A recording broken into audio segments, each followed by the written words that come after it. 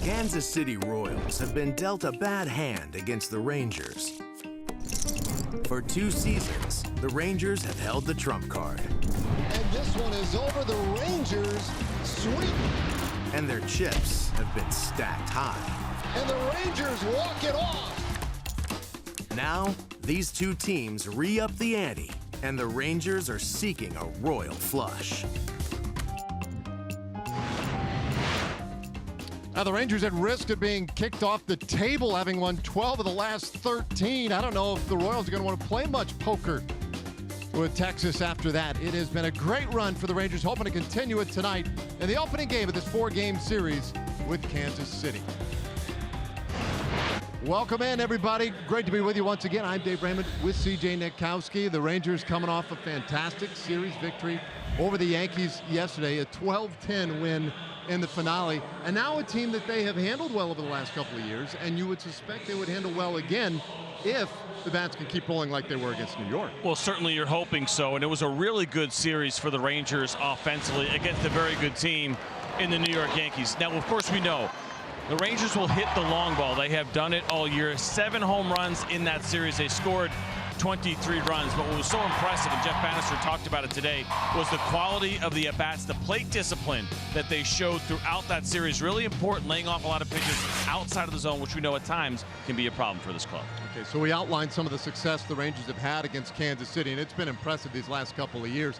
The one thing, though, CJ, is, and this is a team that has struggled this year in Kansas City, but it's a very different-looking team than in years past. The roster is a lot different, and this really was anticipated. You look to what they had last year, and a lot of guys that were going to be free agents this offseason, and they're not all back, and a lot of them have left. And we're going to start with Eric Hosmer, the first baseman there so long and a team leader with the Kansas City Royals. He is now in San Diego. Lorenzo Cain, the MVP from the LCS, well, he now is in Milwaukee. Jason Vargas, 18 wins. He's a member of the New York Mets. And Mike Minor, of course, is here now with the Texas Rangers after a very nice season last year in the bullpen with the Royals. But Mike Moustakas is still here, and that's a good thing for the Kansas City Royals. He didn't get the deal that he thought he was going to get in the offseason. He comes back to Kansas City, and he's been crushing it for them. 27 runs. You see it there. 10 home runs, 31 RBIs. Last year, he set a record for the Royals with 38 home runs and really has picked up where he left off a year ago. He has been the juggernaut right now for them in that lineup, and the guy that they got to keep an eye on for these Rangers. Okay, and the guy keeping an eye on him to start things off today, well, it's a fresh face back with the team. You'll recognize him, though, and if you know me, you know that I'm down with ABD. Austin Bivens Jerks back in a Rangers uniform tonight and making the start. We'll put him in the spotlight when we come back. Rangers baseball is brought to you by Ford. Visit your local Texas Ford dealer today. Ford is the best in Texas. And by Southwest Airlines. Low fares, no hidden fees. That's transparency.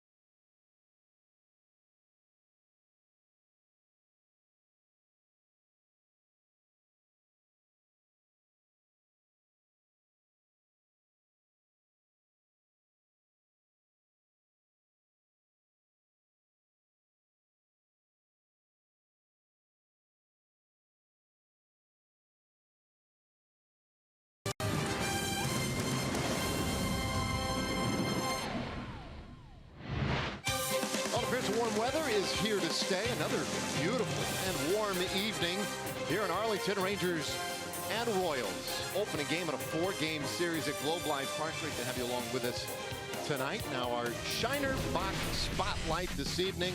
Let's talk about him. Great to have him back. Austin Bibbins-Dirks. And he was such a big part of last year's story for the Rangers. The Rookie of the Year. Made 6 starts. Did well in those starts. Pitched in relief extensively as well. As you see with that note, the oldest pitcher in Rangers history at the time of his first big league start. He was a fun story. Yeah, he certainly was, and he did a good job. It wasn't just that it was a nice feel-good story, but he performed in some big spots. You remember that start that he had against the Washington Nationals? That was a lot of fun to watch. Going up against Max Scherzer, and a lot of people thinking that the Nationals and Scherzer had the advantage, but when it's all said and done, ABD turned out a good one. And then he got the New York Yankees, another really good start against a good lineup, and there have been times, and we saw it last year, where Austin Bibbins-Dirks really came up big. Well, a new opportunity for him in 2018. And with more on Bibbins-Dirks, here's Emily Jones. Yeah, this is a situation that Austin is very familiar with, having been the Rookie of the Year for these Texas Rangers. Last season, he has been waiting for this opportunity, and so when he started to get wind that it might happen, he started preparing himself to be in this situation. Jeff Bannister says it was an easy decision for them as well. They know what they're going to get from Austin. They know that he can be effective in these types of situations. You see his numbers there from Round Rock this season, a 3.72 ERA in 8 starts, and he is ready to go here tonight. Says he had a very nice day yesterday, knowing he was going to come up today. Everything very relaxed and able to maintain the schedule with really no hiccups at all. So he takes the ball tonight in the opener of this series. Let's take a look at the lineup he will face tonight from Kansas City. The Royals are 16 and 33 overall this year. A real tough start for them. John Jay will lead it off in left. Whit Merrifield in center field. Mike Moustakas the DH. Then it's Perez, Soler, and Dozier at first base. Alcides Escobar plays every day at short. Ryan Goins at second. And Ramon Torres with his first start of the year at third base. Yeah, they'll be going up against Austin Bibbins-Dirks. And here's the repertoire and the pitch usage from a year ago for Austin. 4-seam fastball, slider, changeup, curveball, and the 2-seam fastball as well. The curveball probably the best of those secondary offerings, just a 156 batting average against big league hitters. Last year, he did not allow any home runs at all on that curveball. Ran into a little bit of trouble with the 4-seamer. Batters hit 354 against that pitch with 8 home runs. And the defense, which is delivered to you by Chicken Express, behind Austin Bibbins-Dirks tonight. Joey Gallo, Delano DeShields, and Nomar Mazara in the outfield for the Rangers. And in the infield, Isaiah Kiner-Falefa, Hansa Alberto getting a start at short, Rougned Odor at second, and Ryan Rua at first. And Robinson Chirinos has the catching duties tonight. All right, with that,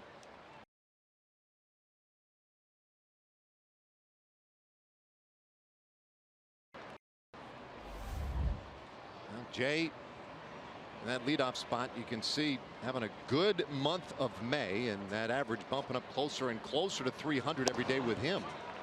But he's in a hole here, 0-2. Another warm night, 89 degrees at game time. A little breeze looks like blowing in from right field, although again, it's always a different story once you get down onto the field. 1-2 the count on Jay.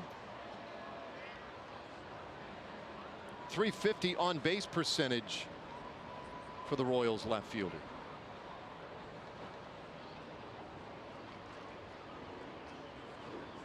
Working on a modest 5-game hitting streak, and he takes high 2-2. John Jay has been a guy that's kind of flown under the radar a little bit among outfielders in the big leagues. The batting average has been very good for him over the years, going back to 2016. He's been hitting 293. Would you believe that is 6th best in the big leagues among outfielders? Fly ball out to left. Tough play out there in the sunshine momentarily for Gallo. Shades on though, and makes the play. Well, look, if you're going to tell me that, I'll believe it. You should. I'm not going to question your data. I mean, I get at least 85% of what I say correct. So you should probably say there's a good chance that's right. Yeah. And that's good in this business. High probability, yeah. Well, ABD gets his first man, and now Whit Merrifield. They have some guys in this lineup that represent tough at bats, Merrifield might be top on that list. A two-hole hitter, and he takes a strike. Now, he struggled in St. Louis, was 0 for 7 in that series, but he walked 3 times. He was hit by a pitch, helped out with a sacrifice.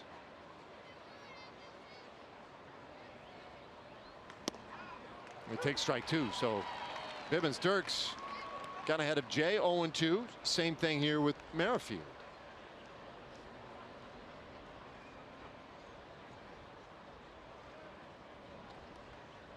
Austin was 2-3 with a 3.72 ERA with the Express.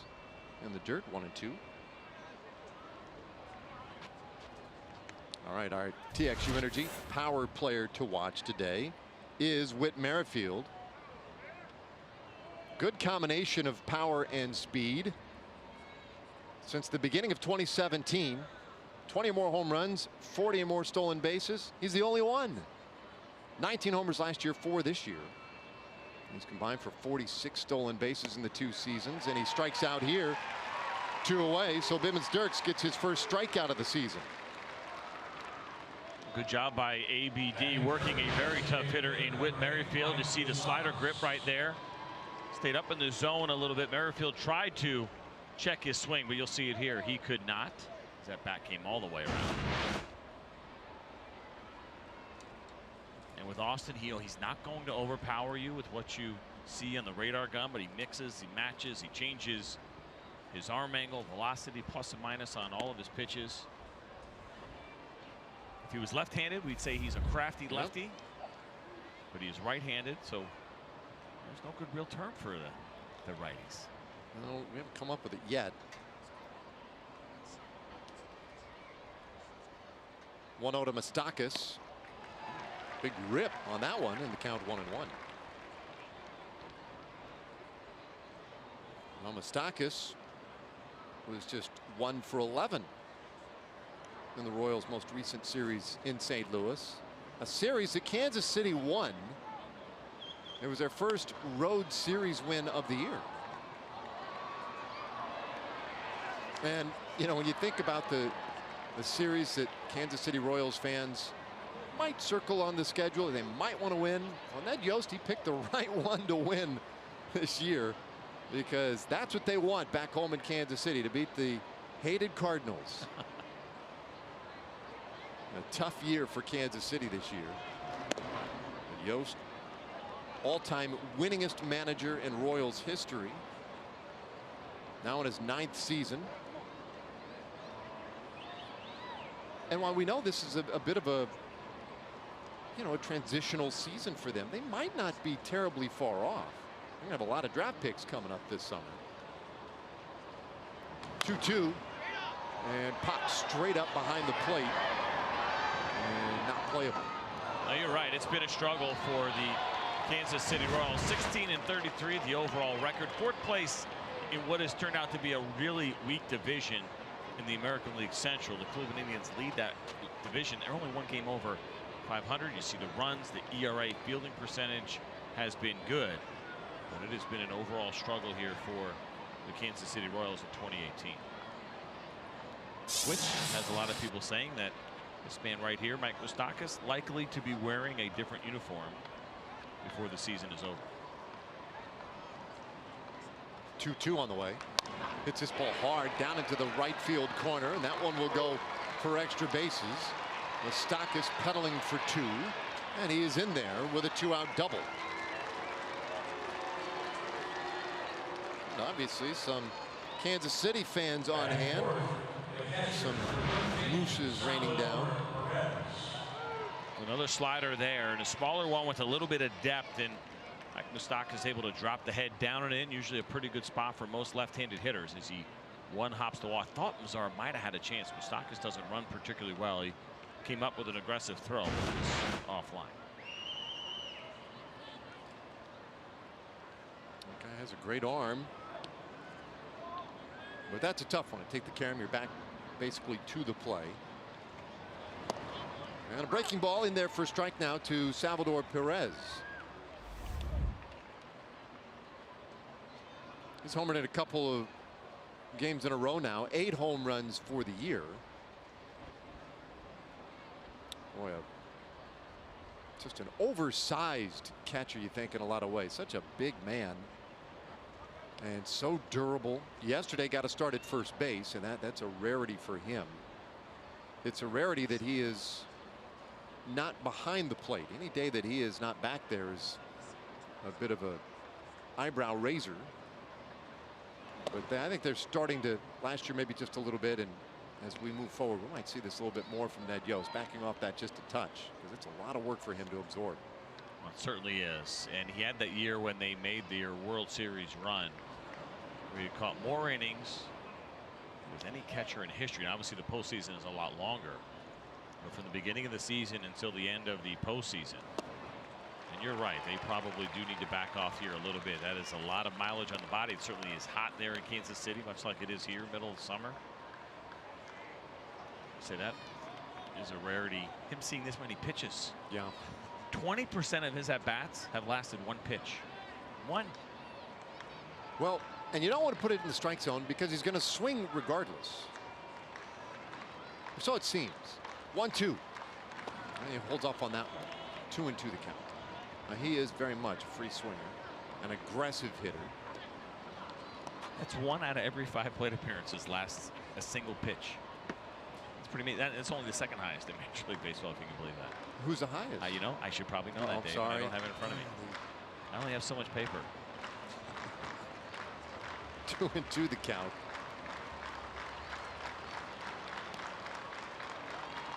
I bet whomever it is, I bet it's a good hitter. This one ripped foul. I was having a long conversation today with Justin Mayshore, Rangers assistant hitting coach. We're talking about working the count, the strikeout numbers in baseball, and attacking pitchers, right? All kind of different subjects in and of themselves, and yet related. He said, look, you know, the facts are this: the best pitch you're going to get might very well be, is more likely going to be the first pitch you see. And the good hitters, you look at the good hitters, they're oftentimes attacking that first pitch. Problem is, if you don't get it, then people complain. That one got a piece of Salvador Perez, and he will head down to first. So Bibbins-Sturks loses him on a 2-2 pitch. That didn't feel very good for Salvador Perez. It's a changeup. You see Austin turning it over, and it had good depth, but he just started a little bit too low as it caught that left foot of Salvador Perez. Aledmys Diaz is the answer to that. Oh, okay. 23%.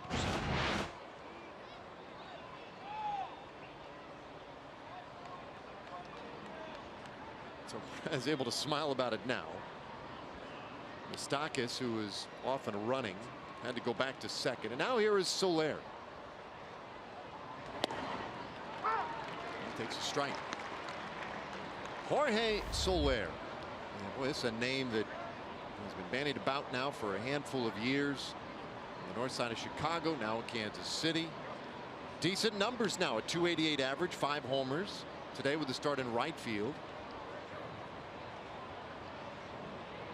A lot of promise, a lot of potential. He's in a whole 0-2. And he came over in that Wade Davis deal last year, and he had a pretty abysmal season in 2017. Hit just 144. OPS was 503. Think about league average being 750. It just wasn't there for him in the 35 games that he played. He was going up and down, missing time with a strained left oblique. Just an ugly year last year for Soler. He's been a lot better this year, though. Similar to Perez, man, it just hit in front of him. He has a long reputation for being aggressive at the plate, maybe chasing out of the zone a little bit. He's done a better job this year drawing walks. But still striking out at a pretty high clip. The 1-2 from Bibbins-Sturks, and a swing and a miss. He strikes out Soler, and the inning is done. So Austin Bibbins-Sturks back in a Rangers uniform, and he authors a scoreless top of the first.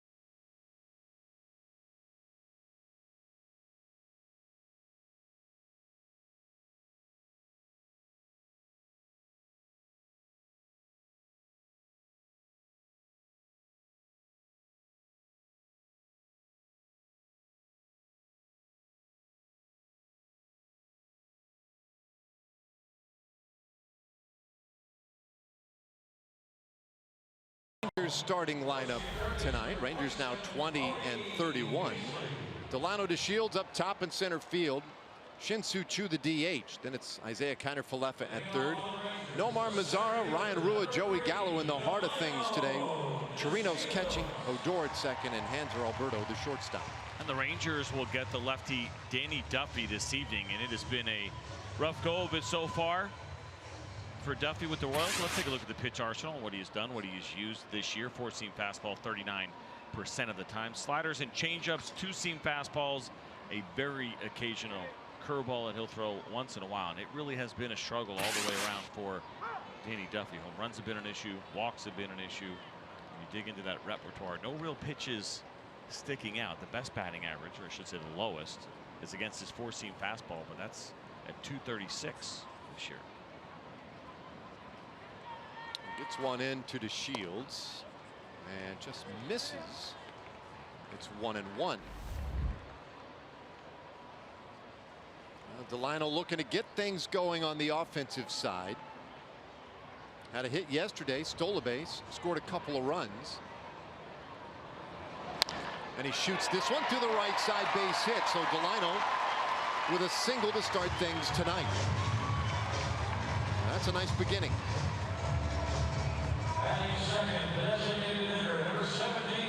Delano DeShields has done such a nice job here in the leadoff spot. We know the year he had last season, and he gets himself nice ground ball base hit, hits that ball hard to the right side. It was completely open, and this is something that he has done extremely well. Look at that, going back to the beginning of last year when he hits the ball on the ground.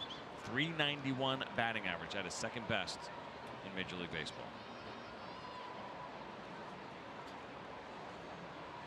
So now a threat to run, but you have to be careful with Duffy. Pitch to Choo in there for a strike. Choo in at 255 with 6 home runs.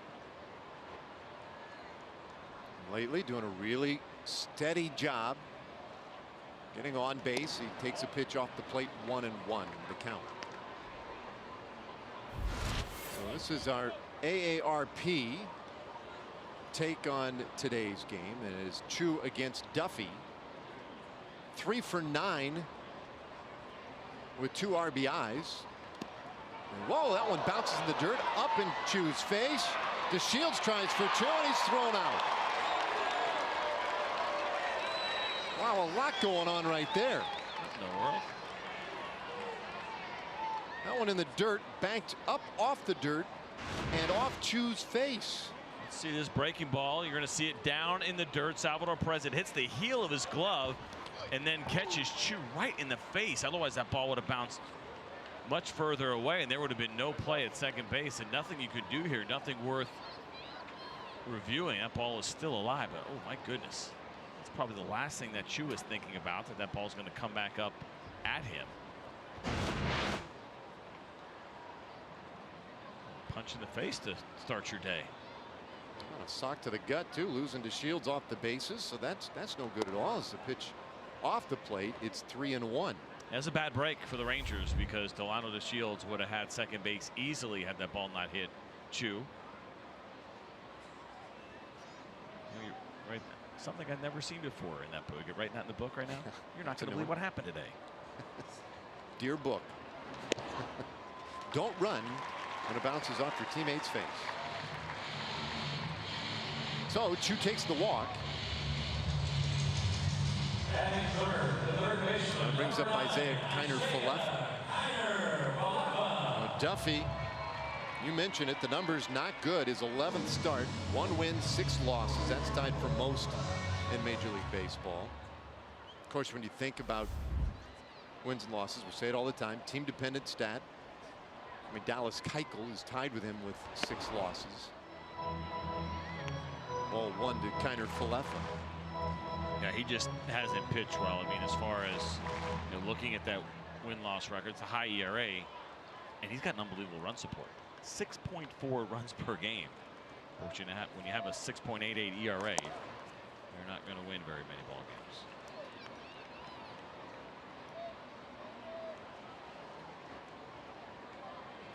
You see the numbers 45 strikeouts in 51 innings pitched, but 25 walks and the 14 home runs. That's a bad combination for any pitcher. 2-1 the count on Kiner Falefa. Duffy, a guy who signed a fairly team-friendly deal before last season, and I mean he's a well-loved player among the Royals fan base. Inside, 3-1.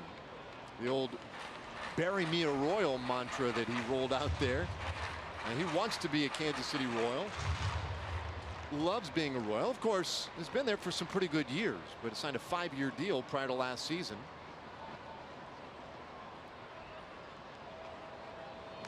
This one shanked foul, and it's a full count on Isaiah Kiner Falefa. 260 average, couple of home runs. Yesterday, 2 hits, including a triple. He drove in 3. That's a career high. Just another outstanding night for the rookie. And he dribbles this one first base side. It's going to be a foot race with Duffy, and Duffy just does beat him. 3-1 put out, moves Chu to second base, but they're 2 away. This is a tough play, especially when you know Kiner Falefa is going to come down the line pretty quickly. Danny Duffy with 0 hesitation gets there in time, and a good flip from Dozier, and he easily beats Kiner Falefa, and then almost has himself a little umpire to deal with as well. Good open field blocking by Jeff Kellogg.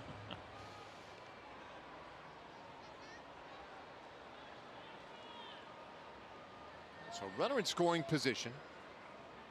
Chu out there at second. And Nomar Mazara, 274 average, 11 home runs. One of a handful of left-handed hitters in the lineup against Duffy. Duffy very good against lefties. But Mazara and the Rangers not shying away from that. He takes a strike.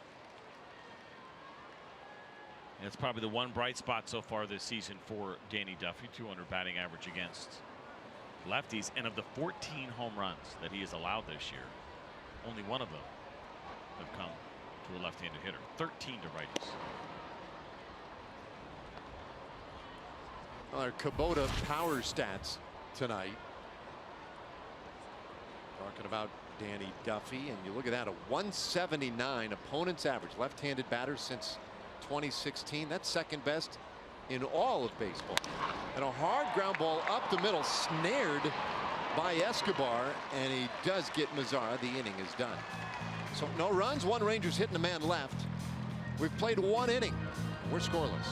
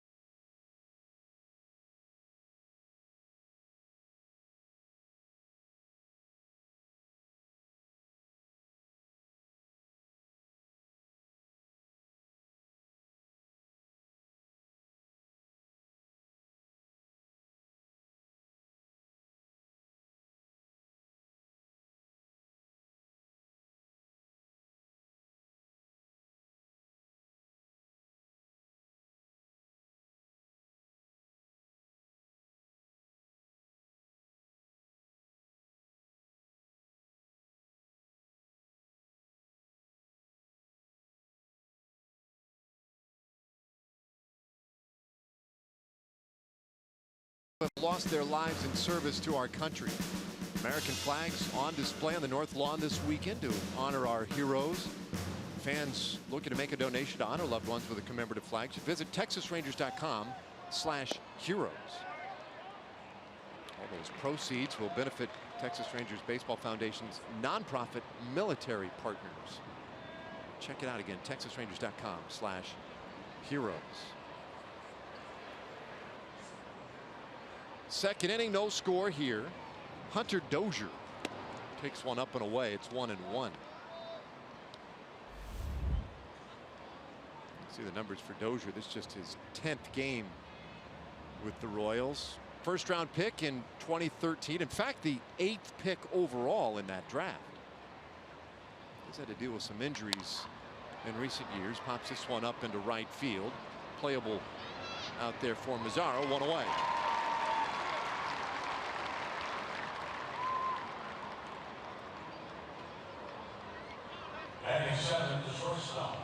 Bring up Alcides Escobar, Royals shortstop, and his numbers this year right in line with what he has done against the Rangers over the years.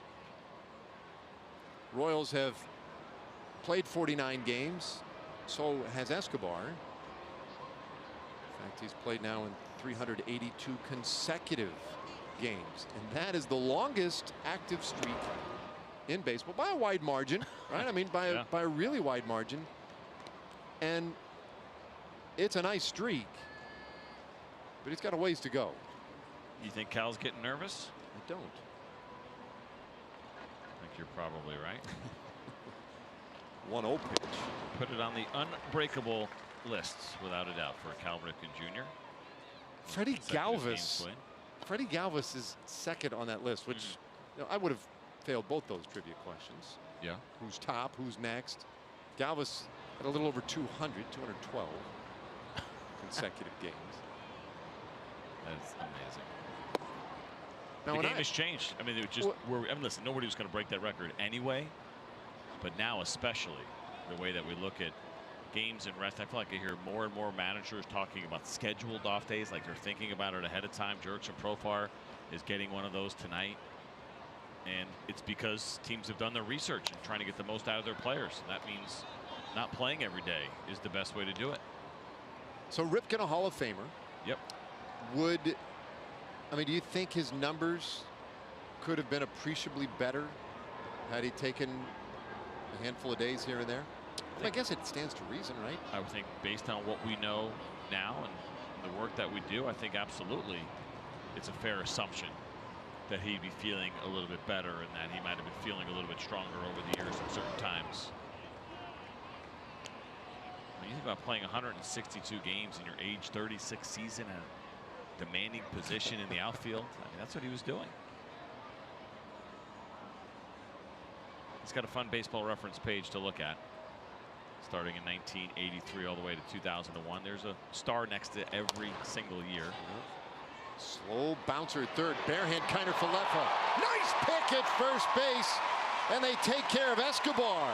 What great defense on both ends right there. Kiner Falefa again doing a great job. And a super pick by Rua. And check out Adrian Beltre even appreciating the work that Kiner Falefa just did. This is great awareness, understanding that your only play here is to barehand this ball. If he catches it with his glove, the exchange is probably going to be too slow with Escobar running, and so he takes that do or die chance. See how nice and wide his hand is as he's going to grab that ball. You basically try to turn your bare hand into a glove as much as you possibly can. You got a really good grip, and then on the other side of things, Ryan Rua does a great job on the scoop. Goins takes high. It looked pretty fun down there, Emily. Yeah, and Adrian Beltre and Isaiah Kiner Falefa have developed quite a relationship, and Isaiah really trying to take in everything he possibly can from Adrian, and Adrian giving him all he wants. And so you see them interact in between innings in the bench, in the dugout, and it's fun to see the reaction from Adrian there because it was genuine. Goins delivers one to center field. Second hit of the evening for Kansas City. Yeah, some genuine enthusiasm there from Adrian.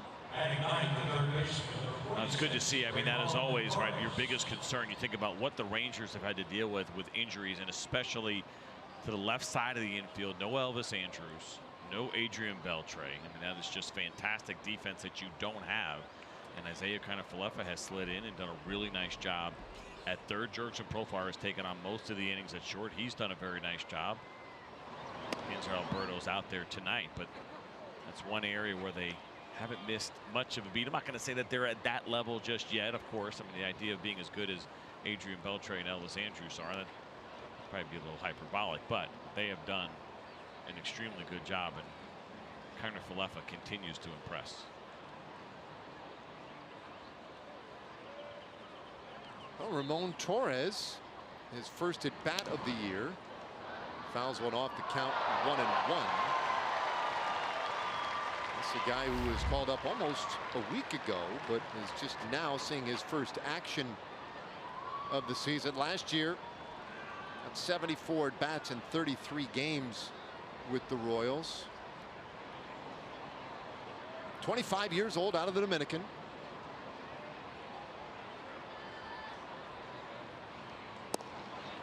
It's 2-1. Well, Steve Hunt, our fabulous statistician, handed me a note. He just got off the phone with Elias Sports Bureau. Officially, that was the first hyphenated third baseman to bail out a hyphenated starting pitcher with a great barehanded play at third. They don't miss anything over there. No, that's in the record books. I mean, just how about something as simple as hyphenated teammates? Have there been? There can't be that many, right? There have only been a couple, as I understand it, in baseball. Like teammates are just hyphenated ever. No, I think hyphenated ever. I think yeah, like maybe 1 or 2 hands worth that we could count. Somebody no doubt has this information. I don't. It's off the plate. Wow, on the corner, 2-2 to Torres. I mean, I can't think of any. Ryan Roland Smith. Yeah. Former pitcher with the Seattle Mariners. He's now a broadcaster with them. Does some pre and post, some radio, some TV.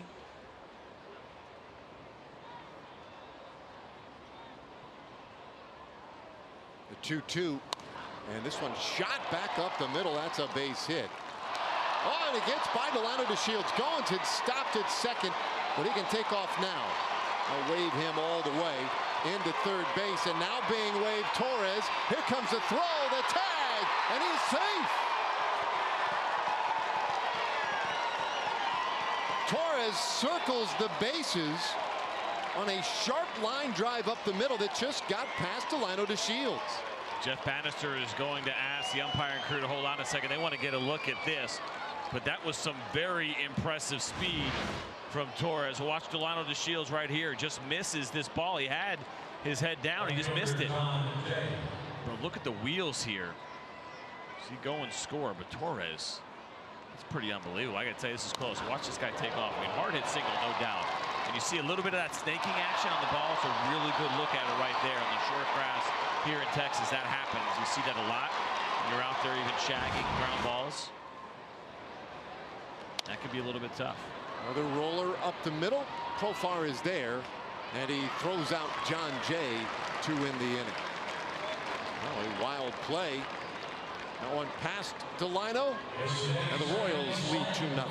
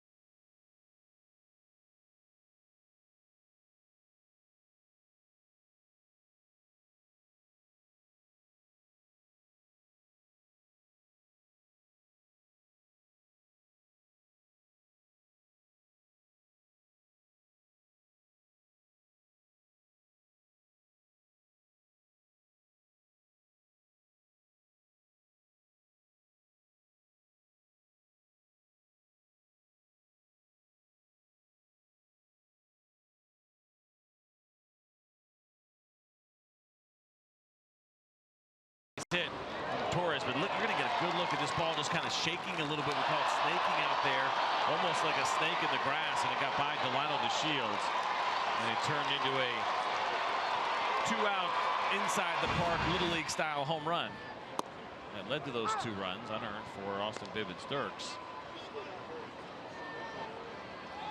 Just kind of a tough break. Ball was well hit, but just had that movement on it, and Delino's seen it before. A lot of balls that will get hit hard, ground balls will do that.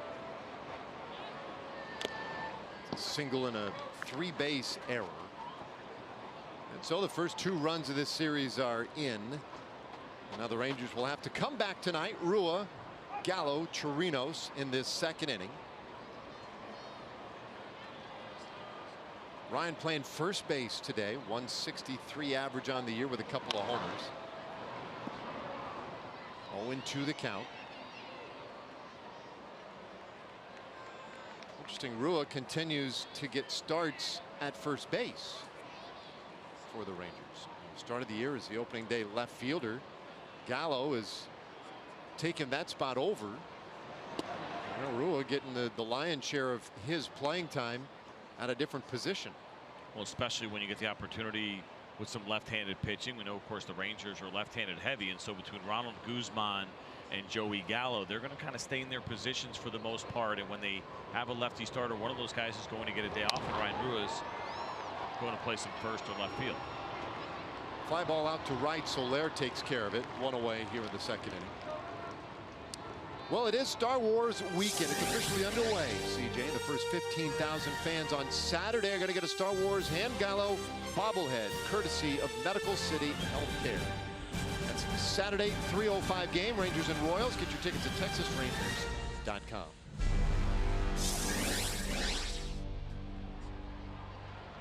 Spitting image. Except that the Hans Gallo probably needed to be a little bit taller. Maybe a little stronger. Gallo with 14 home runs now. 31 RBIs. Batting 6th tonight.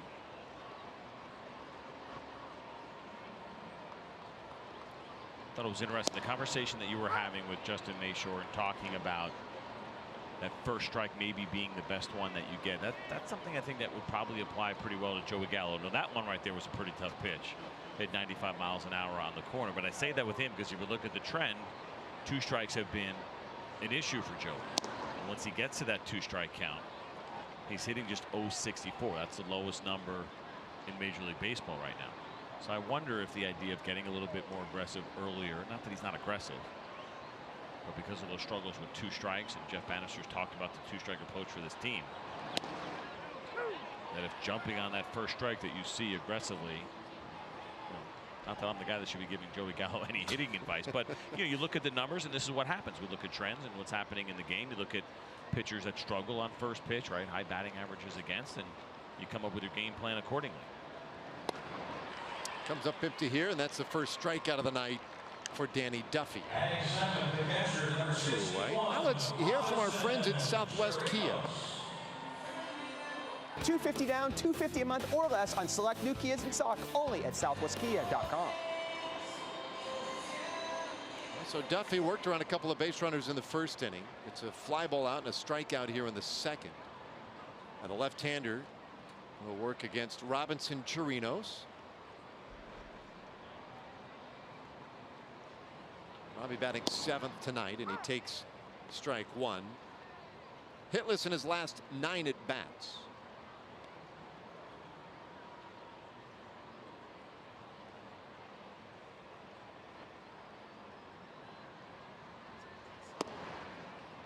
One and 1 the count. But Chirinos, if you want to look at it a different way, last 7 games he has played, he's gotten on base at a .393 clip. It's very good. 4 walks in there.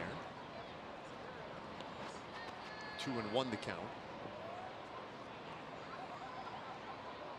So if you're getting on base at a better than league average, and let's face it, he's got the 6 home runs. It's been a little while, and he can get on hot stretches now and again, but just keep getting on base, doing a great job behind the plate, and then when you run into one every now and then, it's great. It's gravy. 2-1, and that'll even it up. Good changeup from Danny Duffy and a fastball count. Robinson Chirinos has been pretty good against lefties in most seasons, and certainly the power is something is an opportunity to display against those lefties, and Duffy, well aware of that, went to the off speed instead of the fastball in that 2-1 count. Fly ball to the right side, well out of play.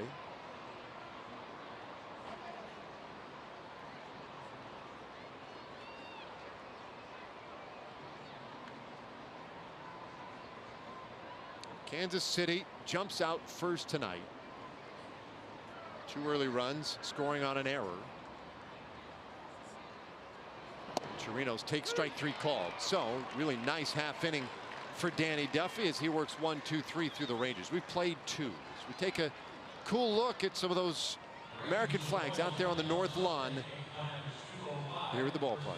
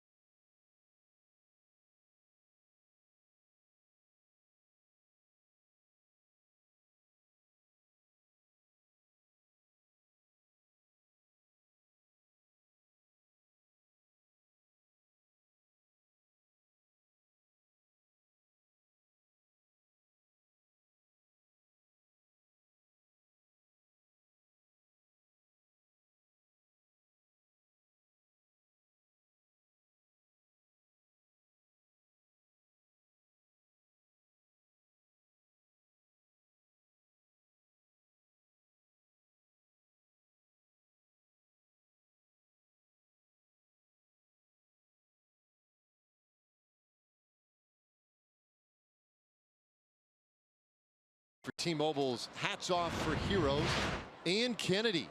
He's a great one. Supporter of VFW, USO. Folds of Honor, their mission, honor their sacrifice, educate their legacy. What a great group.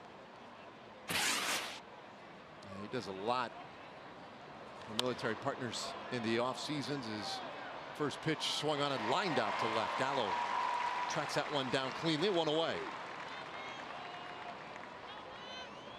Ian Kennedy, and we are scheduled to see him in this series. He'll pitch in Saturday's game against Bartolo Colon, the birthday boy. 45 years old today. Yeah. How about it? Wearing his birthday hat. Yeah. Seems pretty excited. He looks content. I love it. Little tapper foul by Moustakas. It's kind of warm, right, to have the hoodie on. 45. I'm 45. Drives me crazy. It's amazing what he is doing at 45 years old. I think it's amazing what you're doing at 45 years old. My wrist is killing me. In Doing carpal this tunnel over there. Trying to work the iPad. I struggle to get out of bed every day. This dude's getting big league hitters out still. Bibbins Dirks with a nice one there to Moustakas. Gets ahead of him 0-2.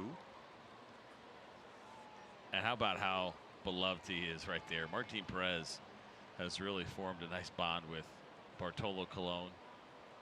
It's a great conversations. And listen, you know, the idea of talking to veterans that have been there and done that, continue to get it done. Martin Perez is no rookie, but he certainly understands the value of having a guy like Bartolo around. Oh, and that's a scene, we see pretty much every day. Yep. Guys circled around the oracle that is Bartolo Colon, telling stories, offering advice. 1-2. We'll do it again.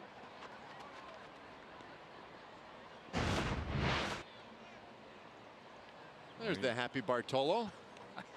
So he'll join Nolan Ryan on Saturday. He's the only other Ranger to play a game after the age 45. But even since 1961, only 12 different men his age have pitched in the big leagues. Swing and a miss, and Moustakas down on strikes. Third strikeout for Austin Bibbins-Dirks. How about some of the highlights? Just one walk. Former Montreal Expo. Of course, they no longer exist. Great years with the Indians, including a Cy Young. Of course, Oakland, Boston. That's about as expressive as he gets right there. Yeah. That little smile we saw. Pitched with a few teams. There's that two-seam fastball. The trademark of Bartolo Colon. Ground ball shortstop. And handled cleanly by Hanser Alberto. Salvador Perez down on one pitch. There it is. 2 in the top of the third. Only 7 pitches needed. Happy birthday, Bart!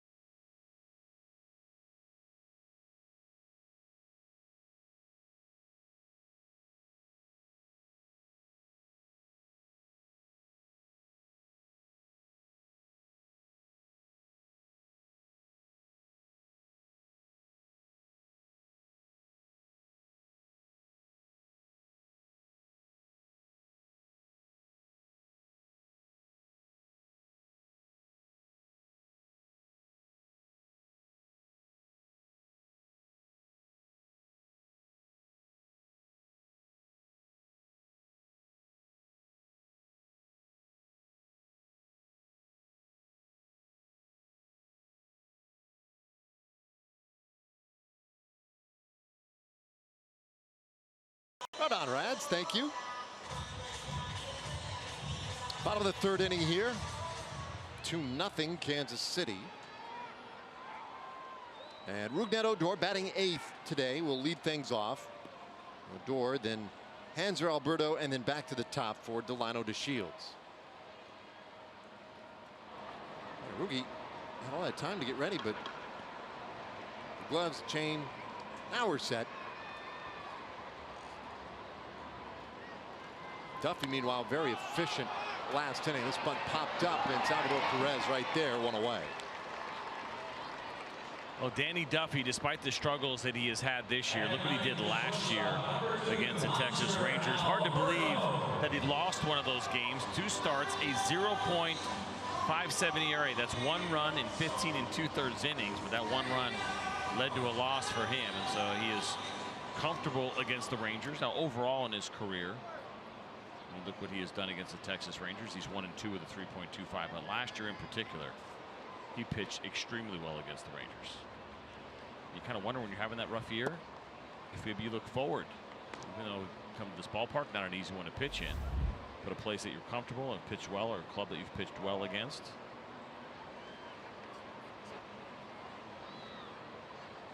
1-0, and Alberto briefly threatening to bunt. Hands are 0 for 3, just the second game for him. And he takes up and away, 3-0.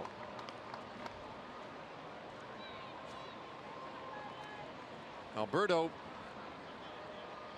missed last season. The shoulder problems cost him fundamentally the entire 2017 season. He takes a strike here, although he would disagree. It's 3-1. At one time regarded as the best defensive prospect in baseball when he was in the minor leagues. And 3-1 pitch that catches a corner, the exact opposite corner the previous pitch.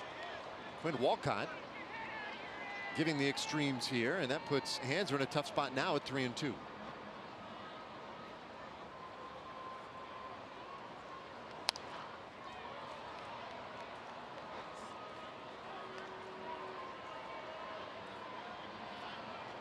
This will be the 7th pitch of the at-bat for Alberto. Well, after falling behind 3-0, Danny Duffy has put 3 pitches in a row on various corners. And he goes for the corner again. Ooh. Wow. And Alberto strikes out looking, 2 away. All right, let's distract ourselves. Where's Emily Jones? Yeah, progressive fan of the game time. It is Jonathan and Jamie Adams in from North Carolina celebrating your 16th wedding anniversary. Tell me why Texas? We've been Rangers fans for a long time. We figured this would be a fun place to get away and come see some games. And also they have 4 kids and they get to sleep in. So that's a big part, right? Yes. Congratulations. Thank you for your courage raising 4 human beings. 2 is all I can handle. Congratulations on fan of the game, guys. Yeah, indeed. They deserve at least 1 game at the ballpark. Well, it sounds like they got pretty far away from their kids. It's a pretty good play. Yeah. 16-year anniversary. Congratulations. Here's to Shields now. Bounces this one left side, but a Sunday hop for Escobar.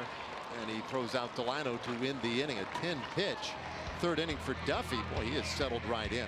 We head to the 4th.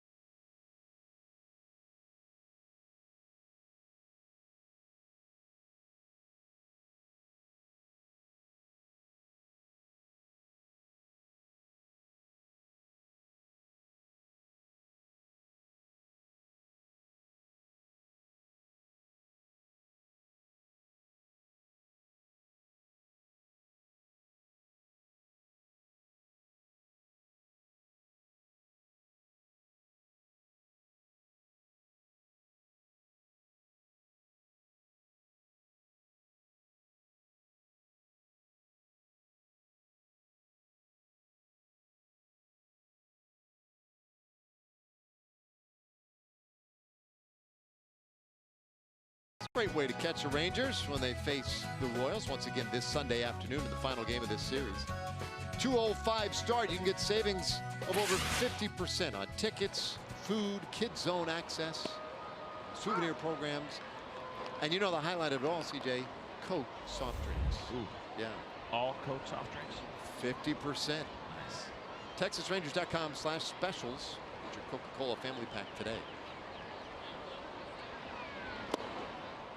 Austin Bibbins-Dirks, and he goes 1-1 to Jorge Soler. So we've only come up with 3 total hyphenated players in Major League history, Oh, right? come on, really? I think that's it. Bibbins-Dirks, Kiner Falefa, and Roland Smith. Inside, it's 2-1. Soler struck out in the first. He's 0 for 1.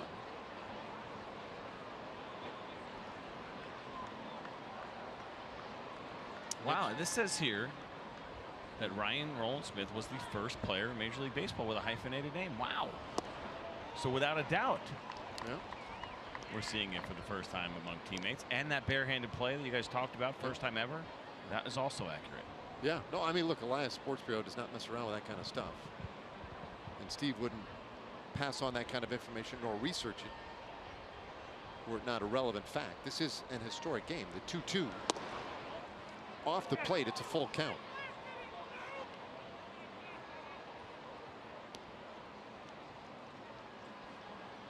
This game will, at its conclusion, be put in a time capsule for people to look back on many, many decades later as a groundbreaking event.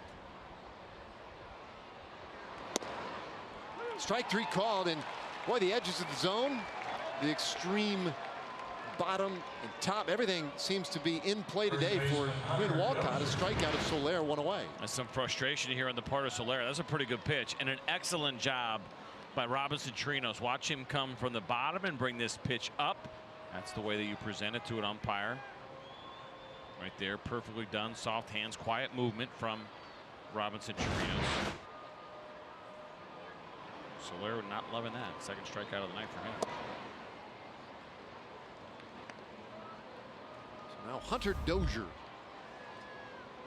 flied out in the second inning. He's 0 for 1. Dozier went to Denton High School, lives in Argyle. 2-0 the count. So very much a local product. A lot of family and friends here tonight. And I see he's a 1 batting glove guy.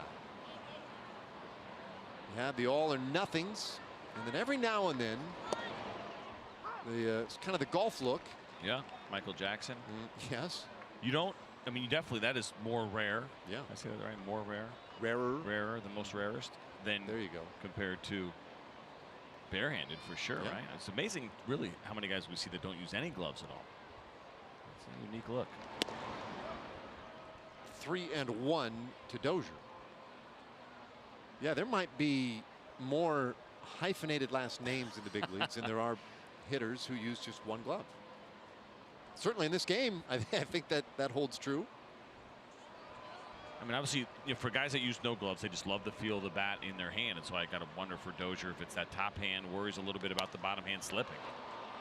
Well, fly ball out to left center field, and Delino tracks that one down nicely, 2 away.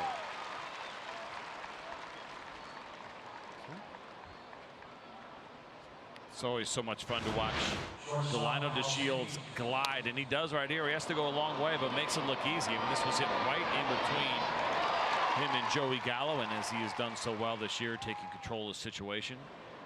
Because that one definitely, off the bat, you're thinking there's a chance there could be a communication issue a little bit, but Delino took control, does a nice job. 6 in a row retired by Bibbins-Dirks. Escobar takes a strike. Re-signed with the Royals in the offseason. Was one of really a long list of Royals players that eligible for free agency. And one that they got back. And he swings and misses. 0-2 the count. Yeah, we covered that in the open. Eric Hosmer, he's gone off to San Diego. Lorenzo Cain is in Milwaukee now. Jason Vargas with the Mets. The Rangers were able to get Mike Minor. 4 pretty big names, but they did get Mike Moustakas and Alcides Escobar back. Take one low. Now Moustakas did not sign until like nearly mid-March. That was a stunner. I mean, a guy who set the franchise record for home runs. It was not a given at all that he was going to be re-signed by Kansas City. In fact, it was widely assumed he would go elsewhere and that there would be big bidders out there for him. Turned down that qualifying offer of more than $17 million. Signed a one-year deal for $6.5.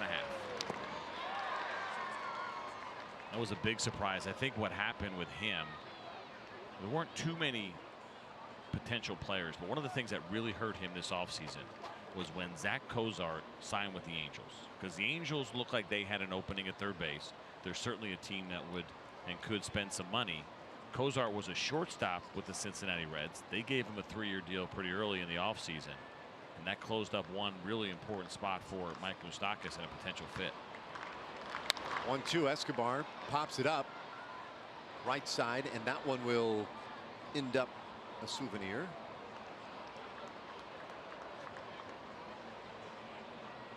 We mentioned the change in roster. There are the 4 big ones that left the kingdom. No longer Kansas City Royals, and all moved on. Certainly the first two right there. Lorenzo Cain, Eric Hosmer, very important for a long time there in Kansas City. Mike Minor had a fantastic season out of the bullpen. Vargas very good in that rotation. It's like the opposite of a royal wedding right there. A royal breakup of sorts. Pitch off the plate, 2-2. Well, remember too, going through last year, right? Those guys were all together, and the conversation was, what's going to happen at the trade deadline? Will they hold on to them? Will they try to make one last run, or will they start emptying it out a little bit and maybe trading those guys? Well, they held on to everybody, didn't trade anybody. Now this year, John Heyman of FanRag Sports just wrote today they are pretty much open for business. It'll be a different feel this season. Ground ball shortstop, and Profar throws out his opposite number, and that's 7 in a row. Turned back by Austin Bibbins-Dirks. We go to the bottom of the 4th, 2-0.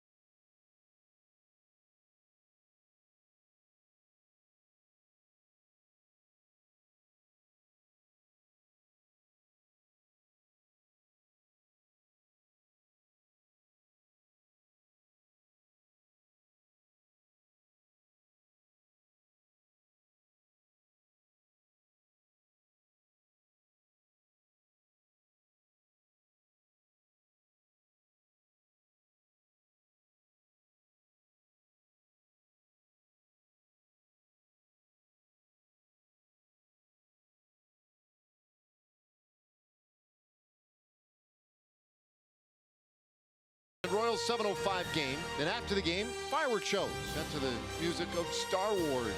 $16 upper reserve seats available thanks to Fox Sports Southwest and T-Mobile. Go to TexasRangers.com for tickets. Also, try to get things right sometimes. I said that Profar fielded that ground ball at shortstop at the end of the inning. It's Hanser Alberto. I'm having a tough time adjusting to no Profar over there. Anyway, a lot of different shortstops this year for the Rangers, certainly more than expected, and Alberto getting that start this evening. So here's Chu. Chu walked in the first inning. It'll be Chu, Kiner Falefa, and Mazzara here in the 4th. And we talk about Bibbins-Dirks retiring 7 straight. Duffy has turned back 8 in a row now. After a single and a walk got things started, and he's ahead of Chu 1-2. Big swing there from Chu. Fastball down the middle. Mentioned that's the one area where Duffy has been very good this season. A 200 batting average against lefties. Fly ball out to center field, and that one is caught. Merrifield on a headlong dive, and it wasn't real clear whether or not he got that one cleanly. Marvin Hudson, the second base umpire, went out, and then finally rung up Chu. It looked like Whit Merrifield slipped a little bit. Let's watch him here as he goes back. Takes that first step back. He's got some really good speed. We know that about him.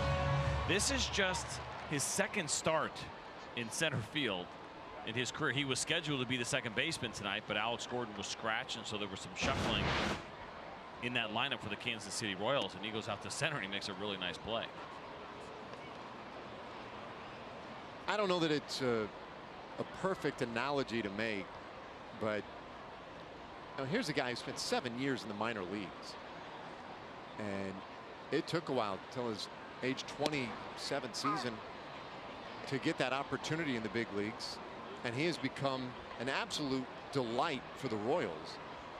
And I wonder in some ways if the guy at the plate, Isaiah Kiner-Falefa, perhaps underrated a little bit. Now that he has made the big leagues and has had some time, he has certainly drawn the attention of Rangers fans and folks in baseball. As a guy who, I don't know, maybe folks misjudged him just a little bit along the way, because he has been very versatile and very good wherever they have used him. He certainly has. Now Isaiah Kiner-Falefa a lot younger when he got his first opportunity. He's 23. Whit Merrifield did not get to the big leagues until his age 27 season, and what was so interesting about his path is that he was on the roster for 3 years with the Kansas City Royals, and he never made it to the big leagues. They took him off the roster. Any team could have taken him prior to the 2016 season for pretty much nothing. He went unclaimed, cleared waivers, signs back with the Kansas City Royals, got a chance in 2016, and has been fantastic since. Led the league, 34 stolen bases last year, and has been a consistent hitter, 285 over the course of his career with a 329 on base. Well, I'll be interested after your long conversation with Ned Yost on Saturday. Yeah. See what kind of response you get and what he has to say about that path that Merrifield has taken, but he has been a real bright spot for them as they try to reshape things a little bit. Kiner-Falefa, meanwhile, a bright spot this year, down at first after the walk. I'll give you a call. You think you'll be on what, the 8th or 9th hole by that time we finish it? You got Saturday off. I might be done at that point in the clubhouse and just preparing to watch the game on TV. The FS1 this Saturday. Who are they bringing in to work that one with you? You know, they go pro. They try to go big time, right. Make sure that we please the entire nation. So Justin Kutcher will be doing play-by-play for that game. I'll be doing color work. 2-0 to Mazzara. He takes low. So Nomar grounded out in the first inning. So you see that conversation right there? As Danny Duffy was throwing that baseball and delivered it, Isaiah Kiner-Falefa went back to first. It was standing on the bag when the ball came out of his hand. That's what they were talking about, what he may have seen there. Take a look at this. Watch when he goes to throw this pitch. Talk about a secondary lead. This is the opposite of a secondary lead. And he even still kind of took the one hop afterwards. Oh, man. But Danny Duffy's very good. You mentioned it before. Only one stolen base against him this year. And it's a difficult guy to steal off of, between him and the great job that he does, and then the combination of what Salvador Perez can do. Salvador Perez has been excellent this year as far as keeping stolen potential base stealers off. Boy, that looked like a ball. It's a good job on the wrist. Yeah, I tell you what, the corners have stretched a little bit tonight, and Walcott, especially once a pitcher falls behind, it seems like he gives him extra leeway. Both sides, in fairness, I don't think he's consistent. Yeah, he just seems to give a little extra.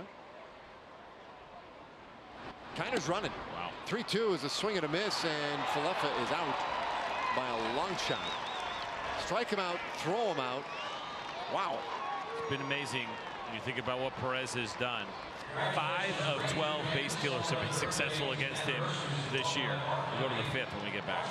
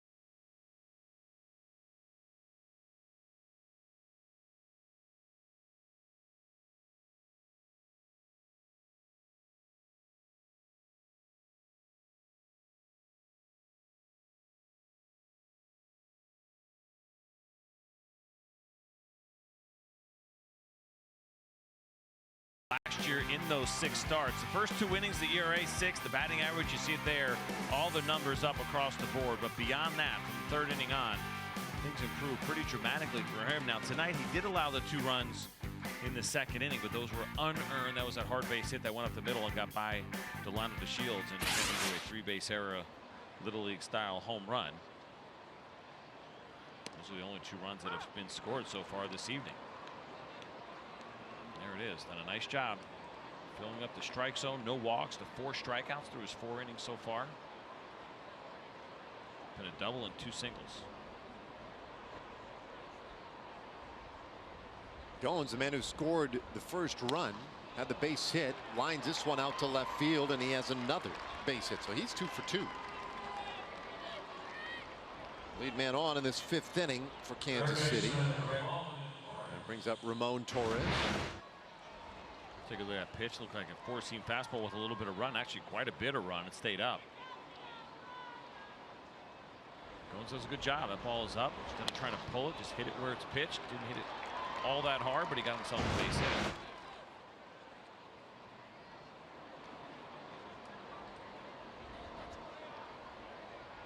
So now Torres. Keep an eye on Ryan Goins.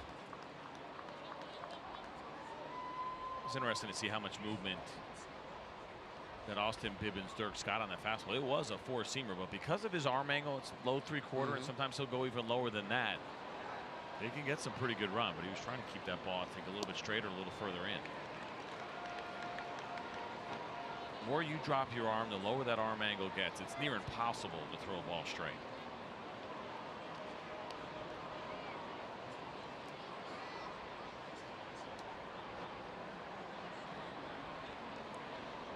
Of course, one of the unique things about Bibbins-Dirks is that he moves that release point around in the course of a game.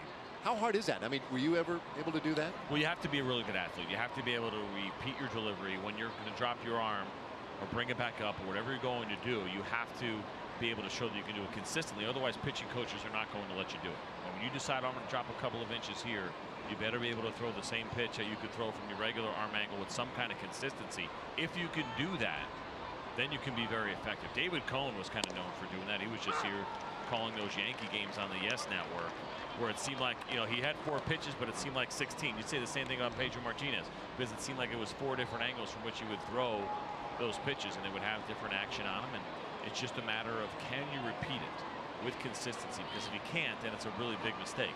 But if you can, could be a pretty dangerous weapon. 2-strike pitch. That one might have gotten away from Bibbins-Dirks a little. Take a look here. Austin right there. It's probably a little bit more of a 3/4. See the ball kind of slipped out of his hand a little bit. Sweaty night asking for a new baseball. But, you know, there's guys that'll just do it once in a while, right?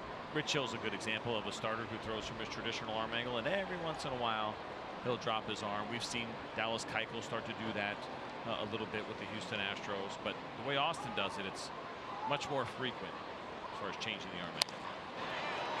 There's a base hit into right field for Torres. Just as they did in the 2nd inning, Goins and Torres, they go back-to-back with base hits. Lineup turns over after that one. Exactly what you were thinking here. Bottom of the order, 8 and 9 hole hitters are 4 for 4. Torres was the guy who got himself in the lineup because Alex Gordon was a late scratch. Yeah, utility guy they're able to use all over the infield, and today fills in at 3rd.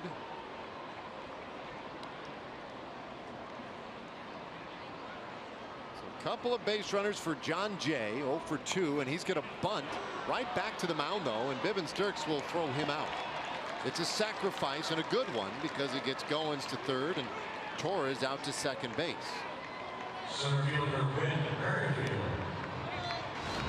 Take a look at this. I was kind of curious whether or not ABD would have a play at 3rd. I think he may have, but he wasn't even going to take a chance. He wanted to take the out. It's something that you have to decide right away. Now you see Robinson Chirinos pointing at first base. He didn't like the odds in that spot. You get some pitchers that get very aggressive, especially if it's a close game. But ABD decided, you know, we're going to play it safe. Robinson Trinos thought it was a good idea as well. So now Merrifield, who is 0 for 2 with a strikeout.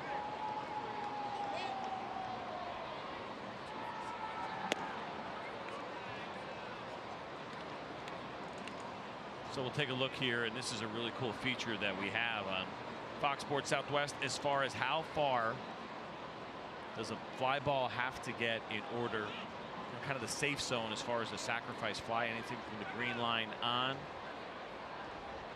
We believe there's a pretty good chance that Goins could score. Red line in, definitely not. And then you got kind of that middle zone where it'd be close.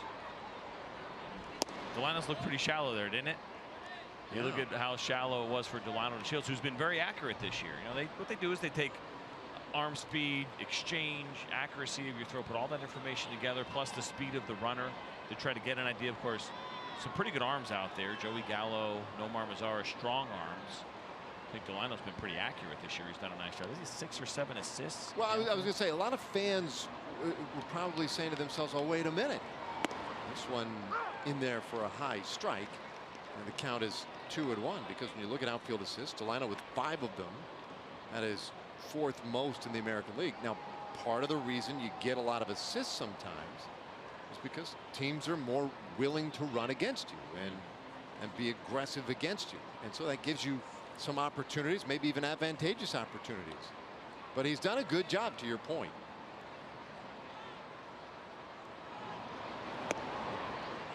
High, and it's 3-1. So obviously we know Merrifield has been a good hitter. You see the overall numbers this year and what he has done. He's been pretty good in these spots. 250. Now you have Mike Moustakas on deck. So you sit there and you play that game. You know, would you want to go open base? Would you want to be careful? As good as Merrifield has been, I think you want to go right at him right here. You don't want to give Moustakas the bases loaded. He was thinking along the same lines. Fouls it off, and it's a full count. Yeah, there's Moose. What a year he had last year, and he's done real well again this year. No question, you want to face him with as few men on base as possible. Well, Bibbins Dirks called up before the game, his first appearance as a Ranger this year. 3-2 inside, and Merrifield is aboard. The bases are loaded. That was the first walk issued by Bibbins Dirks tonight. And one of the things he did well down at AAA this year, 8 walks, 32 strikeouts. Not a ton of strikeouts, but a good job of mitigating the walks this year.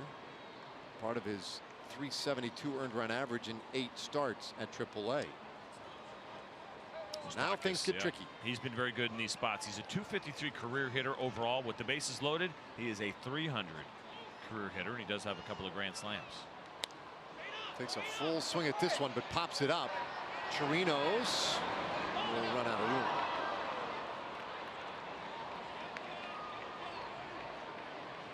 Strike one of Moustakas. He doubled in the first, struck out swinging in the third.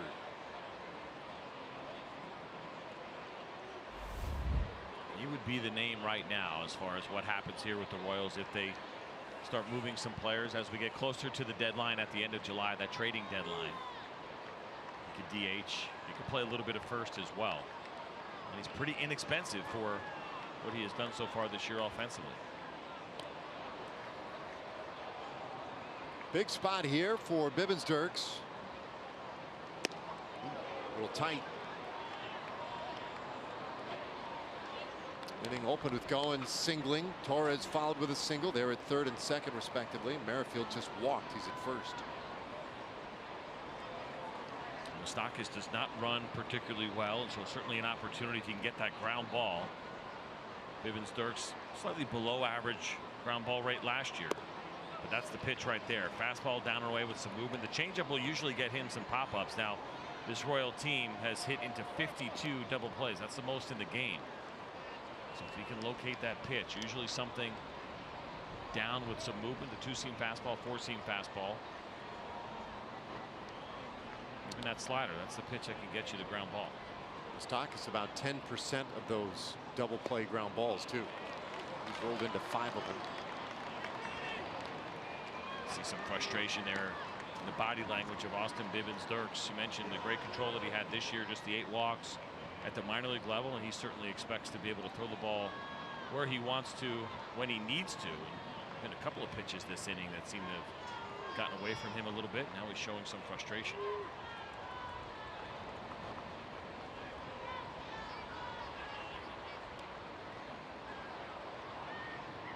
I got to be careful here. The 3-1.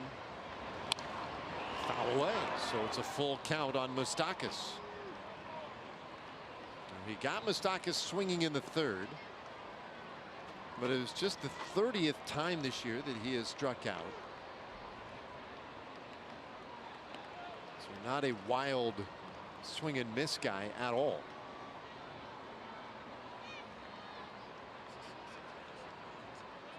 Right now, 2 unearned runs in this game. They came in the 2nd inning.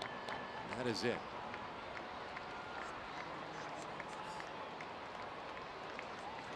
Strike 3 called. Moustakas down looking for the 2nd out of the inning. Wow.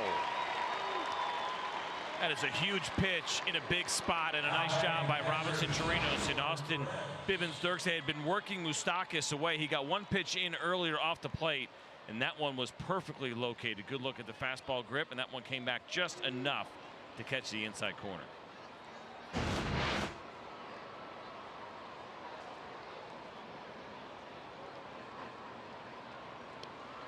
So Salvador Perez. Careful here, first pitch, right? Yeah. And he swings and lines it over short. That one into left field, base hit. 1 run is in. Torres scores as well. Merrifield stops at 3rd base, so it's a 2-run single by Perez. 4-0 Kansas City.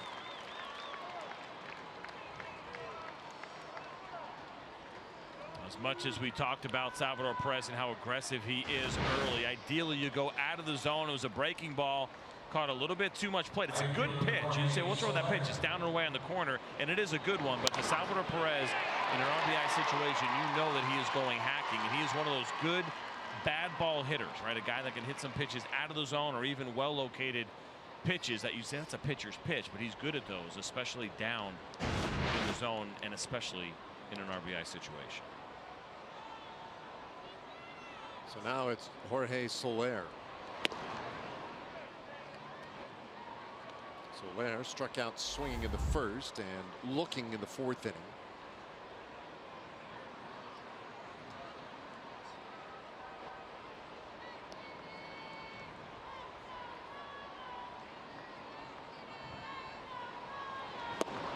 One and one. That's a good pitch right there, and that's probably the one that ABD wanted to throw with Salvador Perez. It's a good breaking ball. It's tight. See how it finishes just below the zone, taking advantage of an aggressive hitter.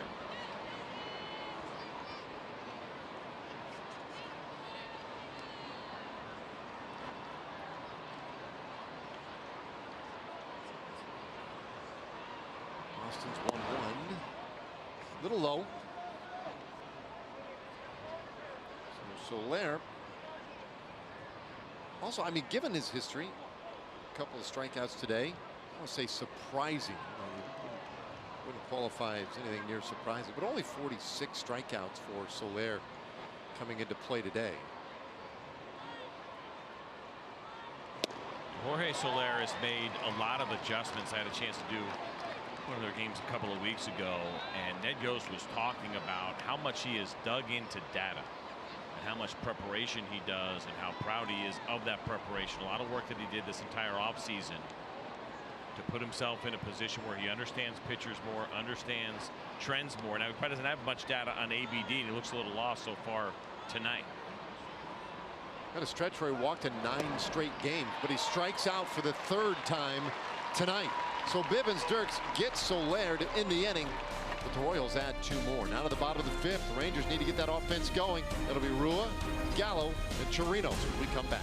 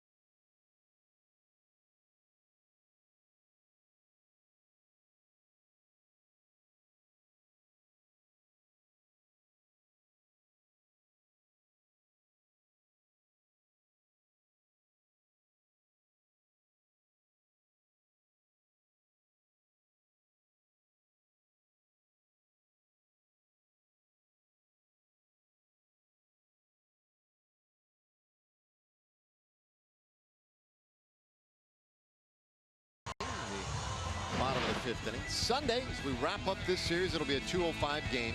The first 15,000 fans get a Rangers cap, courtesy of Carter Blood Care. You get your tickets at TexasRangers.com or by calling 972-RANGERS. Only time the Royals come through town this year. They're here for 4 games. It's been a struggle for them here in 2018, but they lead tonight. And the pitch to Ryan Rua is upstairs for ball. Rua, Gallo, and Chirinos. Rangers have just 1 hit. It was the Shields to start the game. It's after a night last night where they scored 12 runs to beat the Yankees. It was a pretty exciting series those 3 days against the New York Yankees. Lots of home runs. The Rangers had some big moments, tight games, a lot of emotion. And sometimes when you go through that, especially against a really big opponent, one like the Yankees, they travel well. There's a lot of Yankee fans that were here, and then you play the Kansas City Royals, who they're struggling, having a rough season. There can be a little bit of a letdown. And you're going up against the pitcher in Danny Duffy, who's having a really rough year. And so mentally, you have to keep yourself in check a little bit. Make sure you don't get mentally lazy, start kind of overlooking your opponent a little bit. I'm not saying the Rangers have done that, but that's not something that is uncommon in these kind of situations. 1-2. Rua shoots this one out to right field. Soler coming on, and there is one away. Well, it's been a friendly series for the Rangers over the years. We talked about this when we opened the broadcast today. They have taken 12 of the last 13 meetings between the two clubs. But as you can see, a lot closer than the record would indicate. Rangers pitched their way to a lot of those wins, and a lot of them by just 1 run. So some very close games, hard-fought games, and hoping tonight that they can get at least 5 runs to win this one. It's amazing that ERA that they had in those wins, and overall the 13 games against Kansas City Royals. It's only been 2 earned runs tonight so far through 5, 4 total. Gallo fouls this one back our direction. Hey, you weren't kidding. I didn't see it. I couldn't see it. Did that land right above our head? right off our little corrugated roof. It's, it's kind of that tough sky right now. It's not completely dark for our purposes. I did not see that baseball at all. Glad it didn't land over here. This one popped up left side and out of play. It's 1-2. I could do a Bartolo Colon. Just jump up and stop it with my stomach. Remember that line drive? Yeah, Was that in Seattle? Yeah. After the game, he said, "I've got a lot of belly." Yeah. No big deal.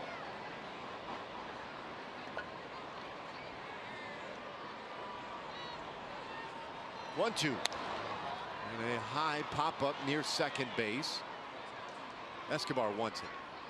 So 2 out here in the 5th inning. All right, time for a Chevy game break. Let's check in again with John Radigan.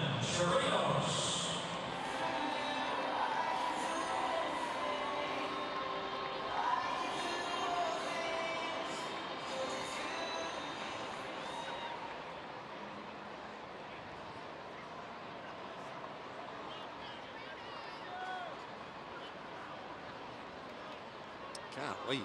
It's amazing. That kind of that makes me uncomfortable right there. Chirinos. Big swing. High pop up again. Back of second this time. No argument.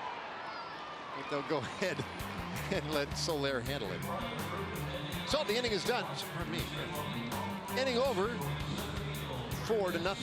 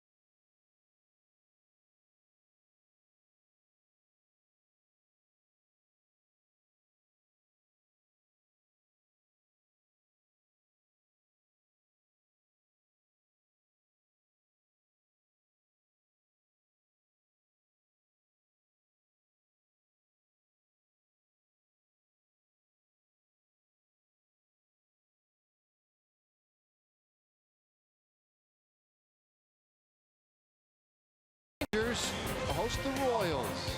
That's a big-time broadcast. Coverage begins at 3 o'clock Central on FS1. Then at 6 o'clock Central on Fox. So with the biggest stars in baseball. Jose Altuve and the Astros, Francisco Lindor and the Indians. So, Some spiders, maybe. maybe. Where did the spider bite happen? I'm curious. Did it happen like in the clubhouse, at home? These are Always in answers. bed. Spider bites, Really? always in bed.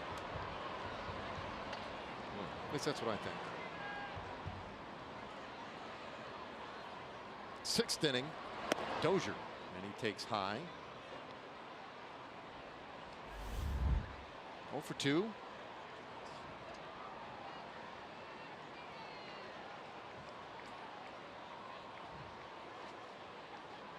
Bibbins Dirks over 90 pitches.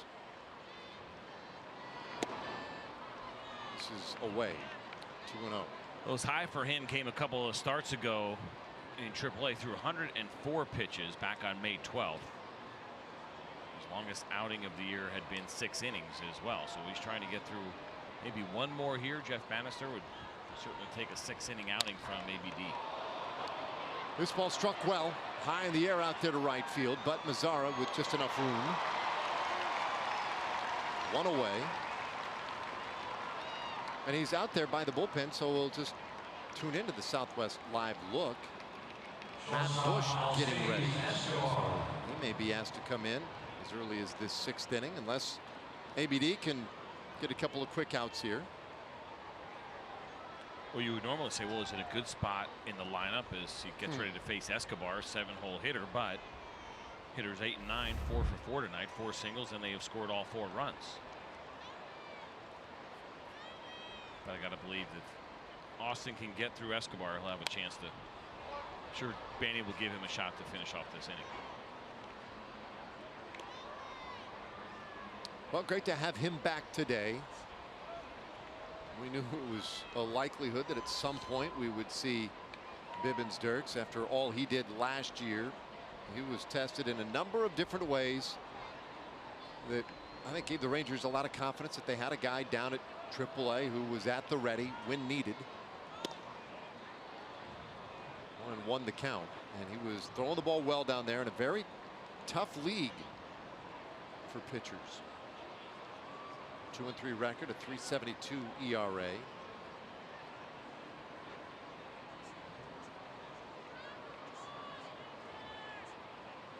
One to Escobar, ground ball, shortstop. Roberto is there, and there are 2 away. In fact, Austin in his last 6 starts in the Pacific Coast League had an ERA of 2.45. Almost 30 innings and given up just 1 home run, and that's in that league not very easy to do. It's pretty much like pitching in Colorado almost every day. Yeah. Pacific Coast League, you always have to take some of those numbers both offensively and from pitchers with a little bit of a grain of salt, understanding that that league could be a pretty tough place to pitch. Ground ball first base, and from a knee, Rua has it. He lost his footing. It flips it to Bibbins Dirks, and the inning is done. And Austin probably done after 6 good innings tonight. Yeah, good defensive inning for the Texas Rangers, and a nice adjustment here by Ryan Rua as he fell just down to 1 knee. Makes a nice clean catch and a perfect toss to ABD.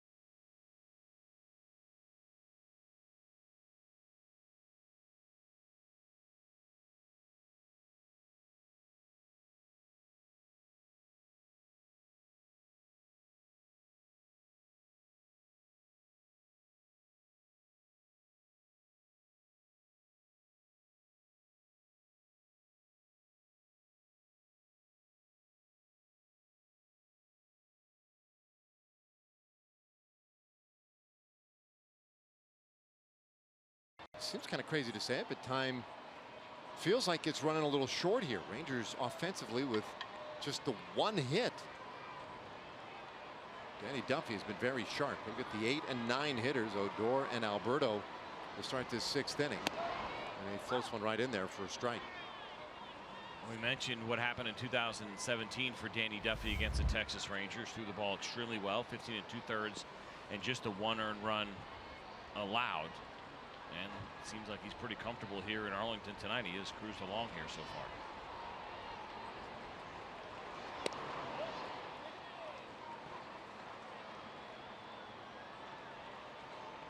If that ends up being it, though, for Austin Bibbins-Dirks, he had a really nice night. Threw the ball extremely well. 6 strikeouts to just 1 walk.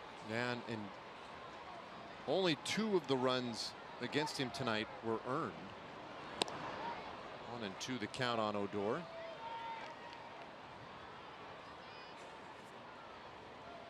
So Odor yesterday 0 for 4 with a couple of strikeouts. He homered in Monday's game. It was his first of the year, but he's 1 for 10 since, and shanks this one out of play. Spent a long stretch on the disabled list with that hamstring strain. Was activated on the 11th of May, so it's been almost 2 weeks now that he has been back.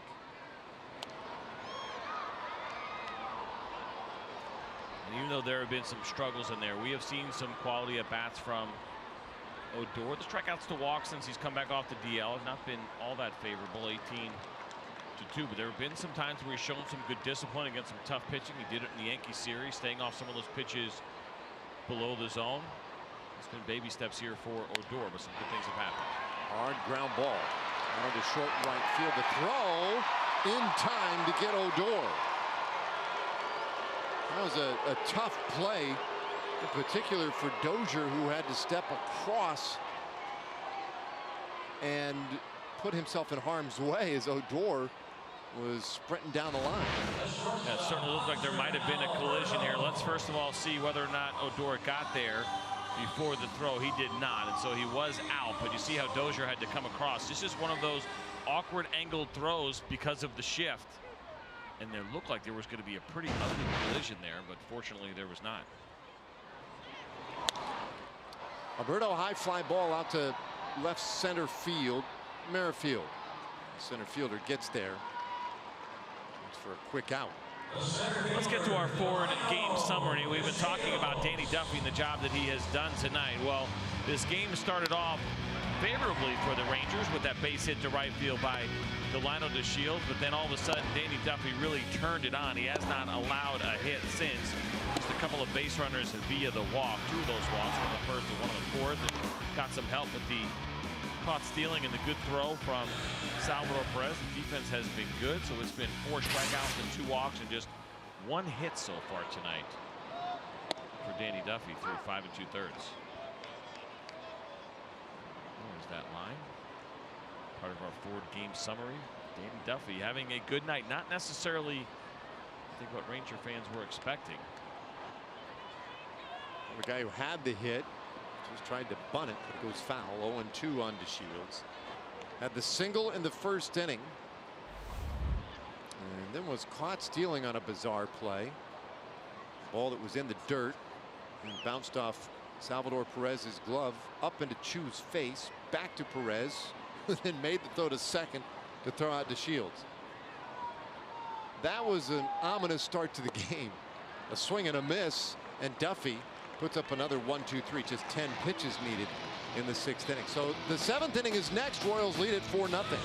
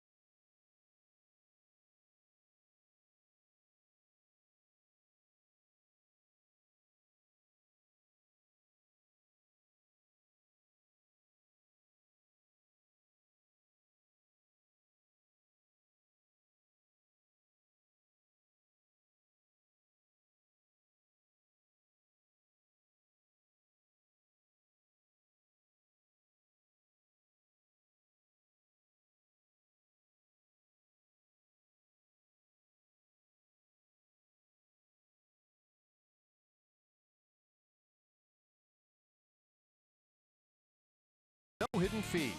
That's transparency. By GMC. Visit your local GMC dealer today.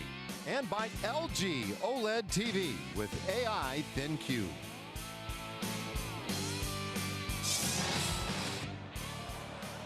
Well, we're back to action here in the 7th inning, and Austin Bibbins-Dirks comes out for more. Goes right after Torres with strike one. Torres, a couple of hits and a couple of at-bats. Pitch number 100. That is a career high for Austin Bibbins-Dirks at the big league level. We mentioned he threw 104 at the minor league level this year. Some confidence from Jeff Bannister to send him back out there in the 7th. Matt Bush continues to throw down in the Ranger bullpen.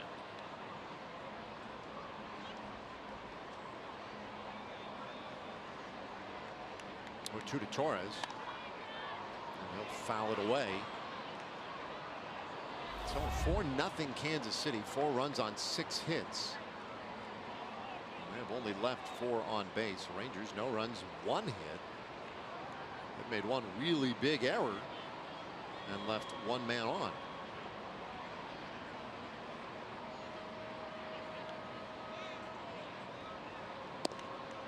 I would say this is probably one of those batter by batter situations where you let Bibbins-Dirks stay out there as long as he continues to get batters out. Now the only thing I would say, maybe there's Matt Bush with John Jay on deck, the lefty Merrifield. You have to be efficient to get through all 3 of those guys, and Jay and Merrifield are guys that'll give you a couple of tough at bats. But first things first, you got to get Torres out.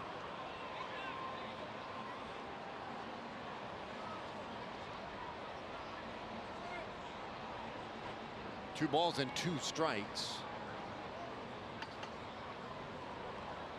And a bouncer third base. Short hop and a great play again by Kiner Falefa. And he throws out Torres. 1 away. Austin Bibbins-Dirks back. Brandon Mann was the casualty today. For more on that, let's check in with Emily. Yeah, and it's unfortunate because those two had talked about being able to share a big league field together at some point. It was kind of something they thought would be cool to experience as elder statesmen in the rookie department, both last season and this season. Jeff Bannister said it was a hard decision as far as having to send a pitcher down who hadn't given up a run yet, but it just made sense that that would be the move. Brandon Mann said he feels confident he can make it back here. He loved the experience of being at the big league level and feels like he is capable of being back at this level on a consistent basis. So a little bit of irony in the roster move today, but both guys obviously understand the business of baseball since they've been in it for quite some time now. A couple of terrific journeys, no doubt about it, and great stories both of them have been. Line drive out to right field for Jay. He'll take an aggressive turn but hold. And that was the first thing that Austin Bibbins-Dirks said to us today.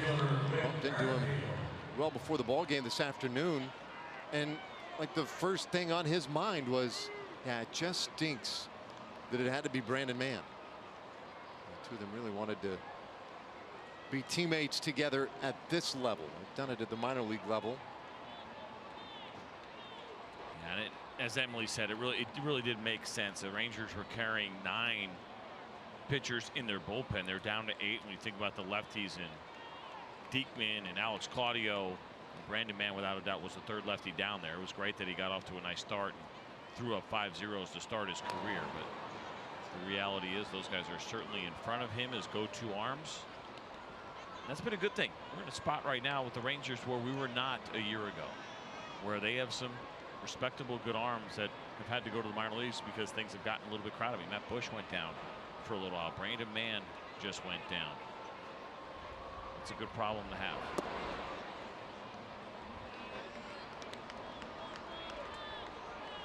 Royals, much of the damage today has come at the bottom of the order with Goins and Torres accounting for 4 of their 7 hits. Merrifield walked his last time up. That was to load the bases. Runner goes. 1-0 pitch, comebacker, and Bibbins-Dirks knocks it down with his back. This so to first, not in time. Quite a play to come up with a baseball. And even have a play over there at first, but Merrifield is aboard. Yeah, Whit Merrifield's a good runner, and it's unfortunate because with the runner going, he had no chance at a double play, and then kind of a bad luck bounce from Austin Bibbins-Dirks on this ball. I gotta believe that's probably going to end his night. Here comes Banny. So Bibbins-Dirks given an opportunity to make it through 7, but couldn't quite get there today, and he'll turn it over to Matt Bush here in the 7th.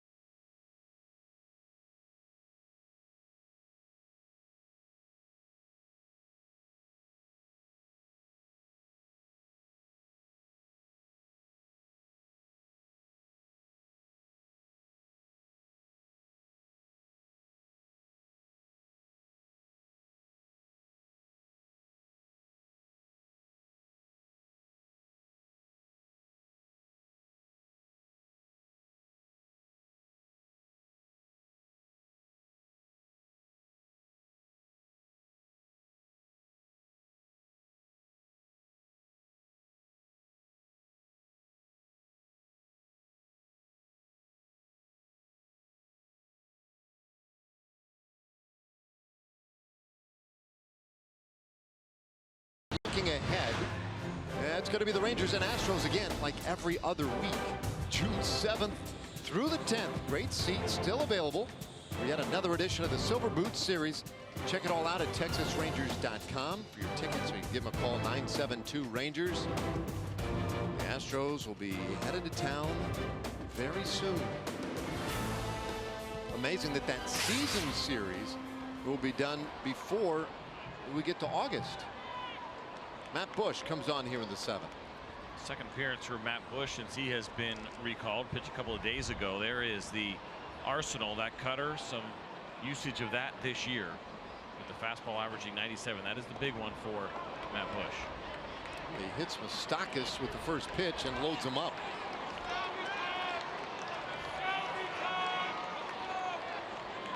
So Bibbins-Dirks, great one today. So fun to have him back again. He was always a delight last year, and today 6 1/3, 4 runs on 8 hits, only 2 earned, 109 pitches. He's responsible for Jay and Merrifield that are both in scoring position right now after that hit by pitch, and so we find Salvador Perez in a similar situation. He had that base hit a couple of innings ago in the 5th where he went hacking first pitch. We talked about that, and certainly Matt Bush in that same situation. Salvador Perez swinging again in that same situation. Well, both of these teams have really struggled with runners in scoring position. The Kansas City Royals came into this one hitting .217. The Rangers .206.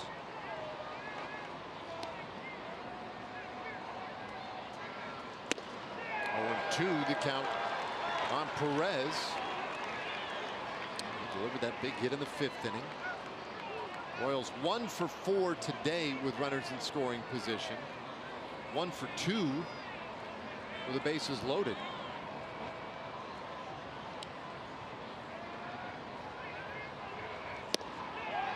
Boy, that just missed. 1-2 the count. Robinson Trinos really wanted that one. You see him shaking his head a little because watch where he set up away off the plate, had to come back a little bit. It was probably a ball, but I think for Robinson, thinking what we have seen tonight, a lot of the corners and just off have been called. He really wanted that one. 1-2 the count. Well, John Jay at third base, got on via the hit. With Merrifield at second, he had to back up the box and off of Bibbins-Dirks, knocking him out of the game. And then Mike Moustakas just hit by a pitch a moment ago to load him up. At the plate, 2-2. Based on the way this at bat has gone so far, we talked about this a lot with Matt Bush. We saw Salvador Perez swing through a fastball that was up. He tried to get him away with some cutter, slider type pitches down and away. There's an opportunity here to elevate up at the top of the strike zone.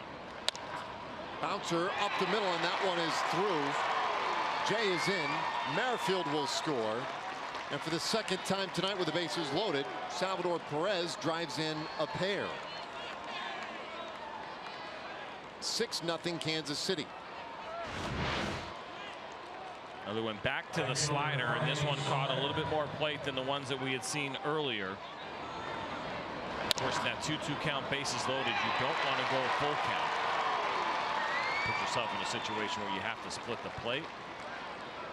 Perez hit himself a ground ball, but he right back up the middle.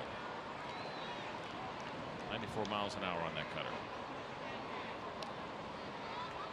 Now Soler, who has struck out 3 times tonight, and he can't catch up to that one. 97 miles per hour in the upper reaches of the zone.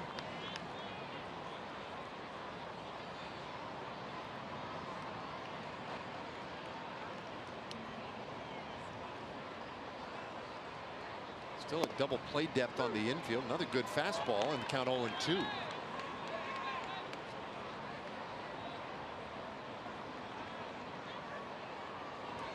Both of those runs charged to Austin Bibbins-Dirks. Tapper right side. Rua goes to second for one. Alberto back to first, and it pulls Bush off the base. Can't get the double play. They do get one out anyway, 2 away. Now this would have been a very difficult double play to turn. Really good pitch by Matt Bush. Great throw here by Rua and Alberto trying to get the double play. And I'll tell you this, a lot of pitchers probably miss that ball. Matt Bush, the good athlete that he is able to at least catch it, but a near impossible double play to turn. So now the local kid, Hunter Dozier, with runners on the corners. And Dozier, he got into one a little bit his last time up in the 6th inning. Hit it out there to pretty deep right field for a long out, his 3rd out in the air tonight. Holds off. That one is on the corner. It's 1-1. Now it seems like the Kansas City Royals offense coming around a little bit after they had struggled. 16 runs scored for them in their last 3 games. Now 17 runs in their previous 6 games. So they've been swinging some pretty good bats here as of late. And of course, that does include tonight. We'll talk about those last 3 games.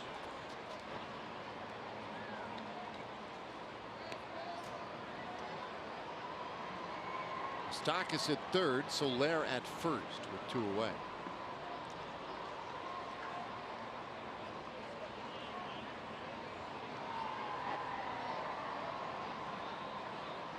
One from Bush, a big swing and a miss. Dozier at Denton High School when he was growing up here locally, a football player, and obviously a star on the baseball team. His senior year had to give up football due to a collarbone injury. And I would think as a guy with a big baseball future, the collarbone injury would be scarier even for that sport. But he strikes out swinging. 0 for 4 tonight. He leaves a couple on base. 2 more in though for the Royals. They'll stand and stretch here tonight. It's 6-0 Kansas City.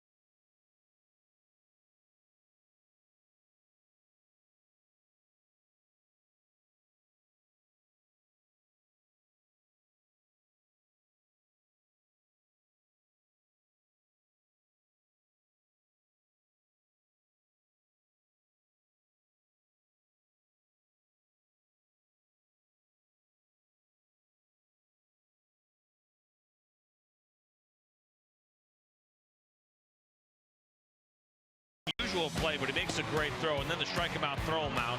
Perez has been so good over the course of his career, throwing runners out, defensively calling good games, and a couple of base hits in big situations. Those 2 singles produced 4 RBIs, 6 runs scored tonight for the Kansas City Royals, and 4 of them driven in by Salvador Perez.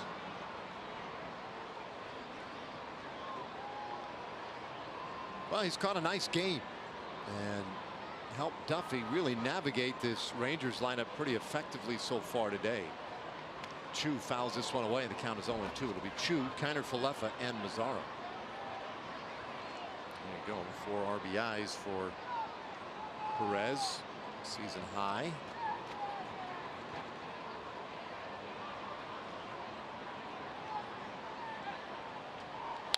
Chu hits this ball on one hop to second, but it sneaks through and into right field. Tough play out there for Ryan Goins. Looked like he just kind of, I don't know if he was just guessing on the hop or caught between charging it or laying back. Yeah, first look, it looked like he might have got caught in between. There's a look at the fastball grip from Danny Duffy. He missed the spot pretty badly. Good job by Chu to get this on the inside, but you see it right there. Those line drives, you're not used to fielding line drives that have been in the air that long, and so the bump and the bounce off the grass certainly a lot different than what you usually see off the dirt. I think that's what got Ryan Goins. Strike to Kiner Falefa. See if that can lead to something here for the Rangers, trying to get it going. It's the 2nd hit for them tonight. How about this? So Duffy, we've been talking about how well he has pitched against left-handed hitters. You see the Rangers box score, not a whole lot to talk about. This ball lifted down the left field line, but heads up into the seats. But Duffy's last 4 starts, so you add this one in, 5 starts now. That was only the 3rd hit he's allowed to a left-handed hitter.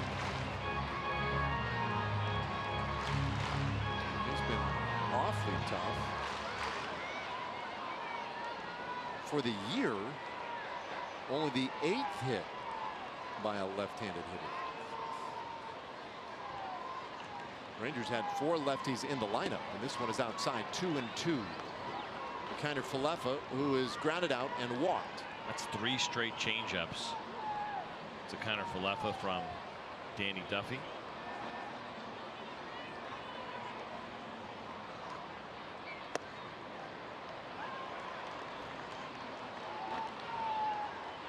It's an odd one right here, right? No strikeouts against a starting pitcher in the last 15 games for Isaiah.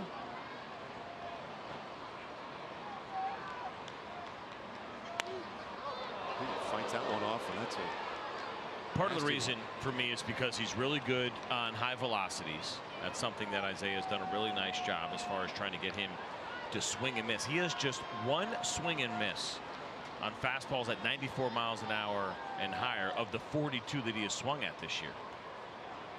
It's a pretty impressive rate. So he's short to the ball and high velocity. Bouncer's second base, good feed, and the double play turn. 4-6-3, and the leadoff single erased. Time for a Chevy game break. Let's check in with John Radigan. Right fielder, no more, Mazzara.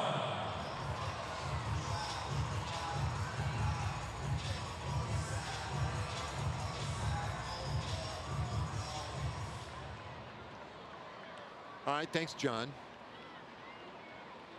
So the Rangers shut out so far tonight by Danny Duffy. How about this? They have had 4 base runners. 3 of them have been erased. Delino to Shields, who we saw in the first inning, that throw from Chu. Then we had the caught stealing of Kiner Falefa in the 4th, and then that one right there after the Chu base hit. The only guy that has gotten on base and stayed on base was Chu back in the first inning when he walked, and he was able to make it to second base. Every other base runner has been eliminated tonight. 0-2 on Mazzara. Seems like Chu's right in the middle of all of this. Doubled up on that last one.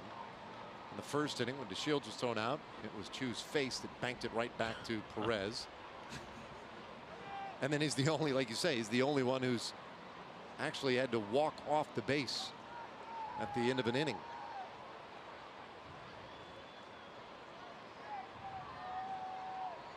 Two-strike offering. And Mazara stays alive. 0 for 2 is grounded out and struck out.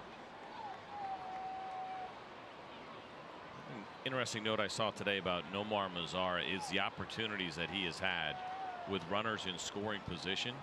A third of his plate appearances this year, 33%, have been with runners in scoring position. That is the 4th highest rate in baseball.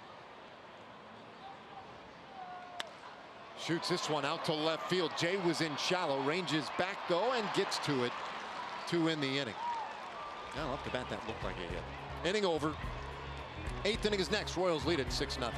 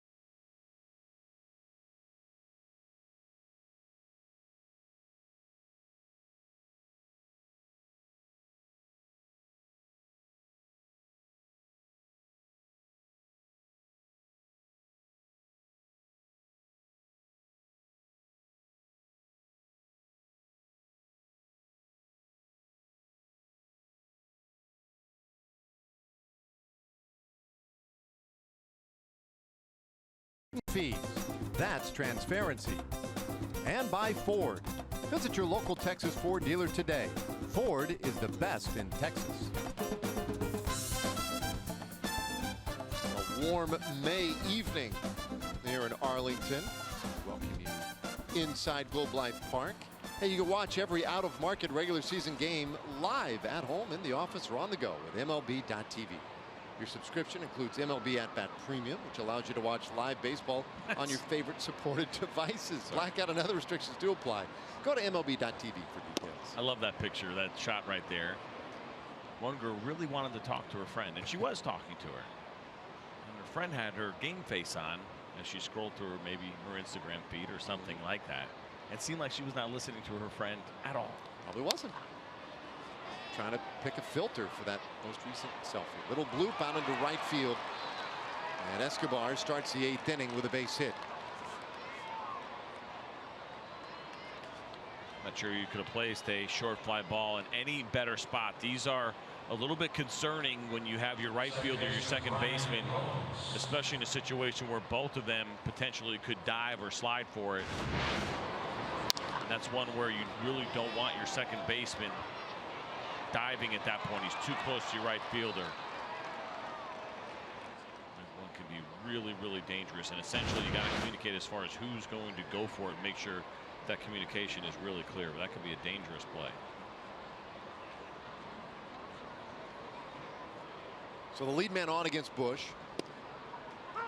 Fires a good heater in there for a strike to Ryan Goins, who's had a nice night. Couple of hits, scored 2 runs.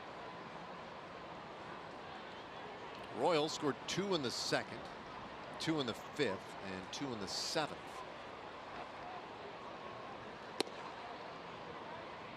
Just the 9th time this year that they have scored as many as 6 runs in a game.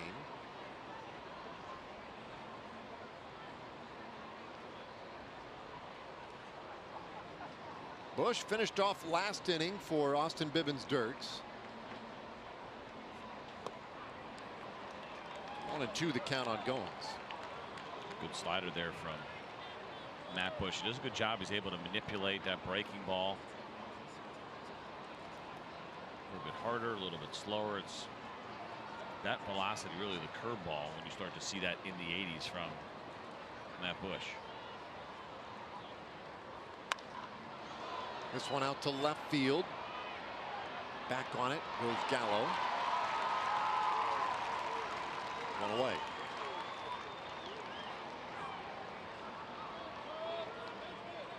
Third baseman Ramon Torres.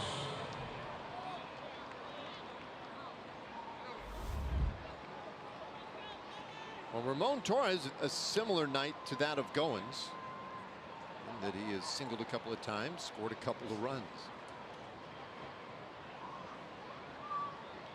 Royals started the year in a terrible way. What were they, like 5-20? They went 5-20 to start the year. And so the season was seemingly over before it began. And there for a strike 1-1 to Torres. Since then, though, they have played much more representative baseball. They've gone 11-13 since that low point of the season. Nearly 500 baseball. 2-1. I mentioned a division. That's the one thing that could get in the way of kind of making that full decision on whether or not you can really contend. Listen, it's been a rough year. They're struggling. They're 9 back. And the Cleveland Indians are a much better team than they have been playing to so far. They're 24-23, just a game over 500. There's probably always a little bit of that temptation the way there was last year for the Kansas City Royals to keep their guys together. Dayton Moore was quoted today as saying they understand the situation, and while it's still a little bit earlier and they're not making any hard pushes, it seems like it's very likely that they'll be leaning toward being sellers come deadline time.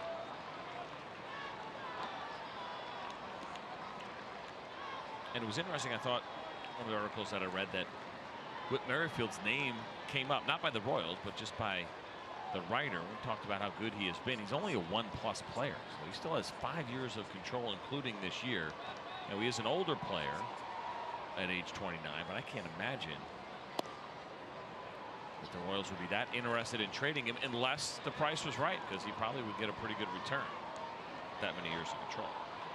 Yeah, I think when you're in their position, and the Rangers might find themselves in a very similar position, you probably do well just to listen to anything and make a decision. I mean, you're certainly under no obligation to trade him, but if somebody wants to give you king's ransom.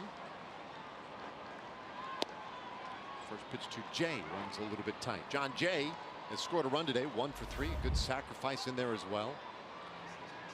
Here comes Doug Brocale on a quick jog out there to talk to Bush.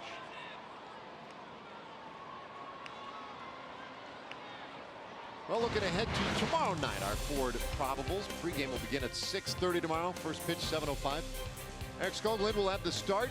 His first against the Rangers. We did see him during spring training. Mike Minor, so good last year, ended the season as the closer in Kansas City. Now a starter for the Rangers against his former club tomorrow night. Mike Minor, that's got to be interesting for him, an opportunity to go against his former club. Of course, he was a longtime Brave. I don't know if he pitched against the Braves at all. Remember the Royals, he certainly didn't make any starts against them as he was a reliever. Ground ball, second base. Odor bobbles. Then he'll have one play. You get John Jay. So 2 gone in the inning.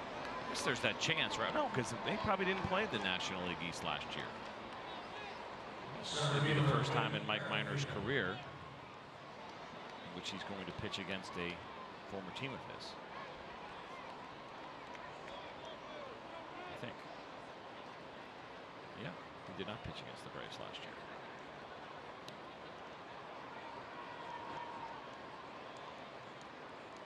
So tomorrow will be a fun one for him. Second and third with 2 out, and Whit Merrifield takes a strike.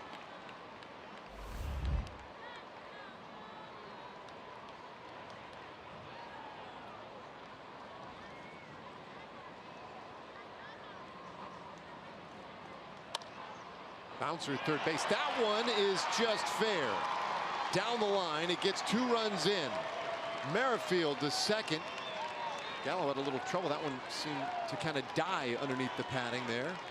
Didn't lodge, but just died there. And so it's a 2-run double from Merrifield. 8-0 Kansas City. Take a look at this pitch to Whit Merrifield. Fastball, not bad at all. I mean, look at that location, even in off the plate. Give Merrifield a little bit of credit for getting those hands in and being able to get to that ball and hit it right down the line. No chance for Kiner Falefa to even knock that down. So it's 2-run score easily. And the way that Merrifield runs, that ball kind of rattled around, died, like you said, in the corner. There was a chance he might have even gone for 3. There's Gallo, a very strong arm. 2 outs in the inning. And this guy, Mike Moustakas, coming up. So you certainly, your discretion, the better part of valor, you want to get this guy to the plate. 1 for 3 tonight, hit by a pitch, doubled his first time in. And hits this one sharply on the ground, but to Rule over there at first base. And he'll go to the bag himself to win the inning with 2 more for Kansas City.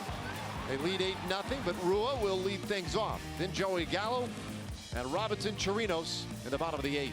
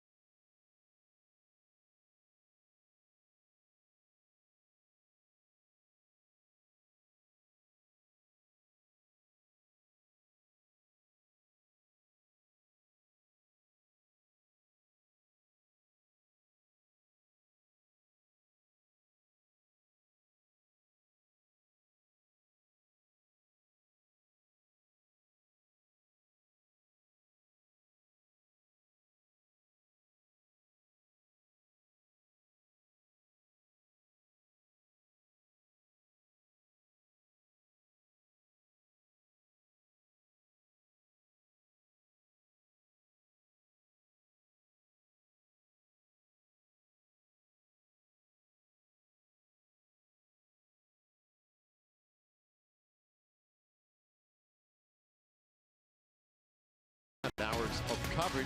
The world's biggest sporting event begins June 14th on Fox and Fox Sports 1.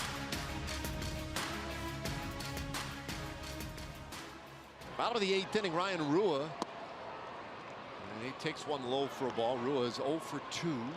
Twice he is flying out to right field. Danny Duffy's longest outing this season was 6 2/3 innings. He's obviously been through 7 now and trying to go even deeper. That was pitch number 94. He has gotten as high as 111 pitches this year.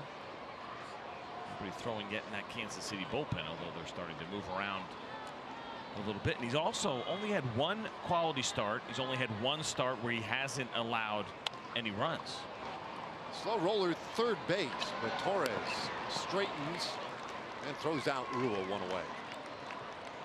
Just looks like a completely different guy. See what he's done so far here tonight. Yeah, the last time he went at least 8 innings, yeah, against the Rangers last July.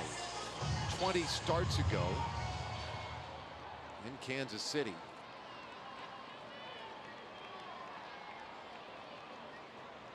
One out, nobody on for Joey Gallo.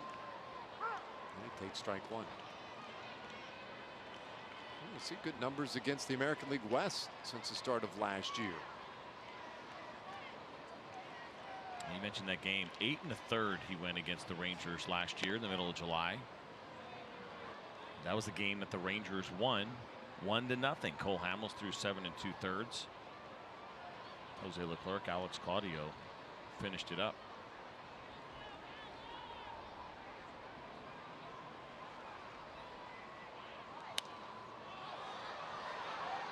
Out of play. Gallo 0 for 2. Struck out. Popped up. Well, we told you at the beginning, these two teams in the last few years, the series has been dominated by the Rangers. They've won 12 of 13. Hard grounder through into right field. Base hit. Gallo will go for 2. Soler's throw on the way, not in time. And so Gallo with a 1-out double here in the 8th inning.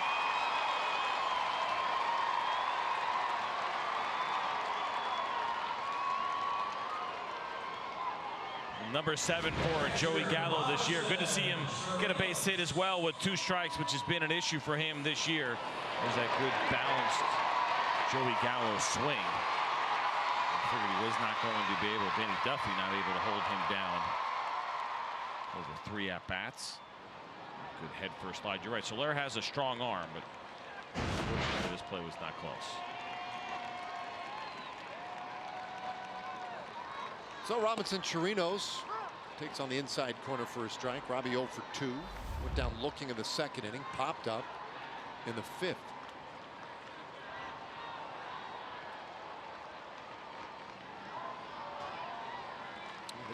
This pitch will put Duffy over 100 pitches.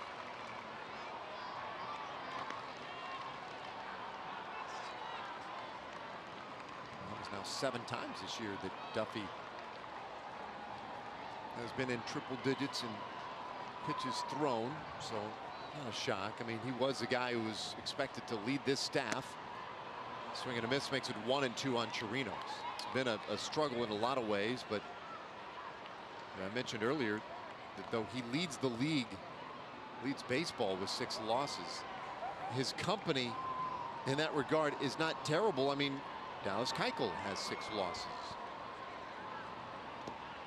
Sometimes the good ones stay in long enough to be a big part of the decision. We take a look at what the Royals have going in the bullpen. Tim Hill, left-handing sidewinder, is getting ready out there.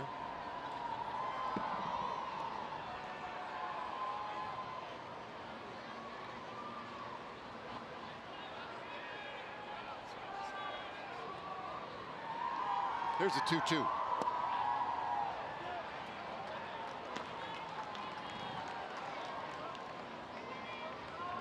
Runner in scoring position here for Chirinos. We've got Odor waiting on deck. Rangers down 8-0 in the 8th.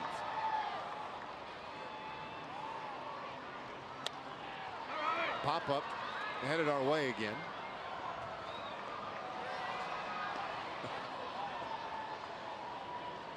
A couple of errors there in our section right in front of us.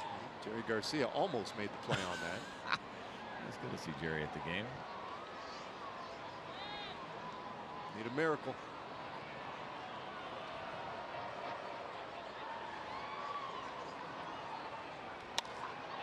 This ball hit well down the left field line and tracked down out there by John Jay. That's a nice play. 2 gone. Feels like it's just been one of those nights, the handful of times that the Rangers have had some good contact, can't come up with the big hit. Good swing by Robinson Chirinos. Tough break. He squared it up and he hit it hard. Watch John Jay come over and kind of make that basket catch as he's sliding. 2-handed grab.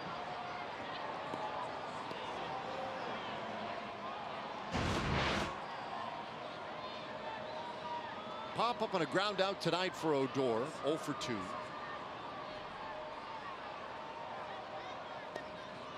This one gets away, and Gallo will head to third base. So 390. Ball 1 on Odor.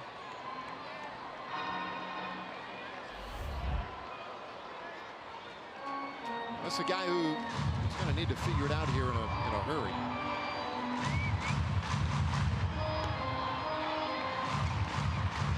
For 11 since the home run on Monday. 3 for his last 28. We have seen a few more bunt attempts by Odor lately. That pop-up that you mentioned, his first at-bat was a bunt attempt. And anytime you're struggling and a guy that gets shifted a lot the way that Rugi does, the bunt never a bad idea. He's got a big heavy shift on him right now. Left side of the infield is pretty open. 1-1 pitch. And there it is. And we haven't talked about it too much yet this evening, but it's kind of interesting. And I was looking at this with the Kansas City Royals, second most shifts in the game, 653 this year. The Astros shift the most of anybody in the game, but they have done it effectively. Plus 12 for them on the year, according to Inside Edge, and their numbers as far as hits taken away and hits that were aided by the shift. So it has been working out well for the Kansas City Royals, and the Rangers have done a good job in that regard. Even though they don't shift nearly as much, they're 28th in all of baseball. They are a plus 5.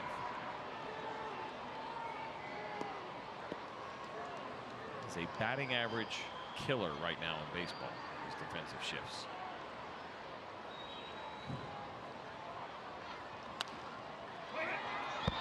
Stays 1-2. Yeah, see, you know, you give me those numbers. They say they're a plus 12, right? Yeah. So the shifting that the Royals have done has resulted in, you know, do the profit and loss. Yeah. Hey, stopped an extra 12 hits. But there have been plenty there where the hole has been opened as a result of the shift that have resulted in it. How many shifts total did you say it was? 653 according to Inside Edge. Now, So I've mentioned this before. You can go to different sites, you're going to get different data. It's never going to be exact, but a good amount. It's a lot of shifting. A lot of shifting for 12 hits. Say that again. For 12 hits that you take away. Oh, yeah, it does seem like a lot of work, but as long as you're in the positive, you keep doing it, right? And I think you also sit there and you run the data and say, if we were playing straight up, what would our numbers be right now if we were shifting a little bit less, and different things that you look at. This one lined into left field, opposite the shift. It gets Gallo to the plate, and Odor with the RBI single. It's an 8-1 game. Well, that was fun to watch. Rougned Odor put together a really good at-bat, 7 pitches against Danny Duffy, and what was an extended 1-2 count, did a really nice job on a pitch that was up. Lined it in the left and down the line for a base hit. Very well done. Brought in a run and knocks out Danny Duffy. So the Rangers get into that bullpen. And Hill comes trotting in for Kansas City.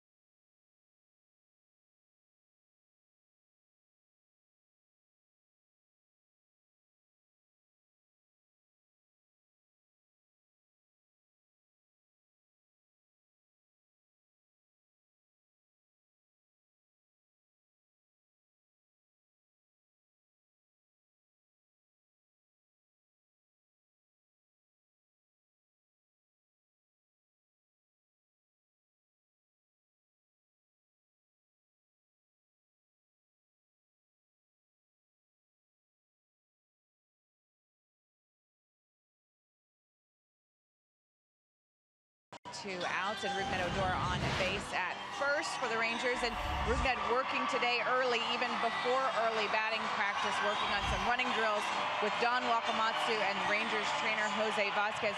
Rugi bound and determined to work himself out of this funk. It has been a disappointing start to the season, both with his performance and with the injury, but really putting in the work at every level and in all areas to make sure that he gets out of this sooner rather than later, guys. Yeah, it's good to hear. I mean, listen, when you're struggling a little bit, team's not doing well, it's easy to get discouraged and maybe let a couple of things go, the smaller things in the game. And I think that's certainly some good news, and not surprising from Rugnet Odor, who's passionate about being a great player, and part of being a great player means you do all those other little things right.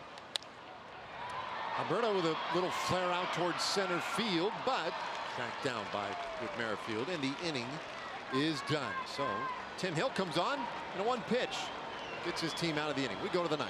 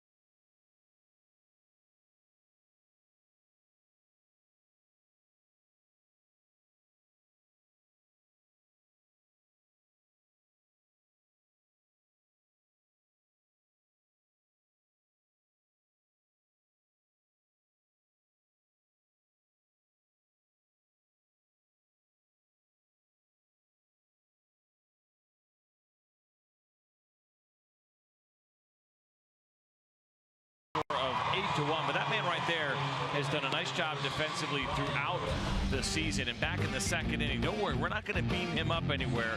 We're just going to show you where Isaiah Kiner-Falefa is, and watch his barehanded play as that ball took a little bit of a bounce right, made a nice adjustment, and made a pretty good throw. Short hop there, but a great job by Ryan Rua to dig that one out of the dirt. And Isaiah Kiner-Falefa continues to impress defensively, and even impressed Adrian Beltre, regular Rangers third baseman, currently on the DL, watching Isaiah make that play. It was a good one.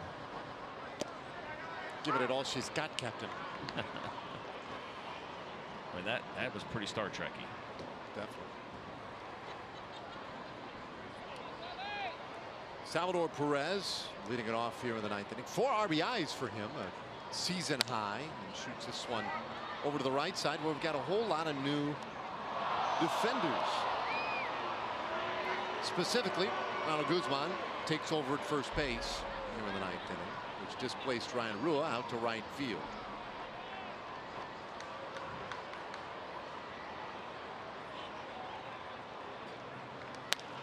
This one again to the right side, but foul.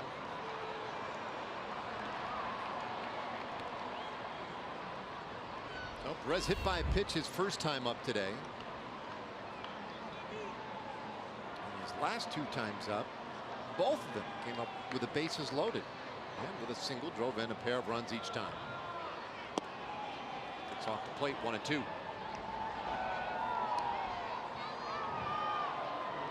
like Bartolo Colon has found a new audience. Azar's been out in right field all night. He's like, well, now it's my turn.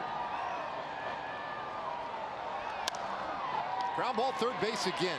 Kiner-Falefa, nice job to corral it. Throws out Perez, 1 away.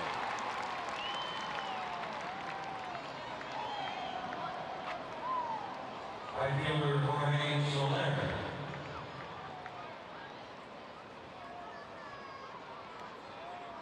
Another nifty defensive play by Isaiah. Here is Jorge Soler 0 for 4 with 3 strikeouts.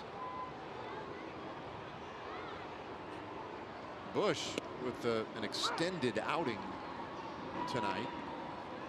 Came in to finish up the 7th inning at the final 2 outs in that inning. And then through the 8th allowed 2 runs on a couple of hits. This one popped up. Should be playable. Found ground over there first base side, and Chirinos stayed with it nicely. 2 away. And that is not an easy play. That fly ball was way up there for Robinson Chirinos, and you can see that little bit of movement at the end. This is why catchers, why it's so important. You see it all the time. On pop-ups, you turn your back to the field once you find it.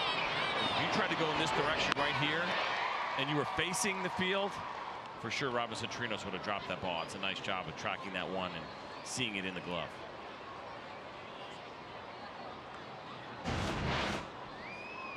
Now Hunter Dozier.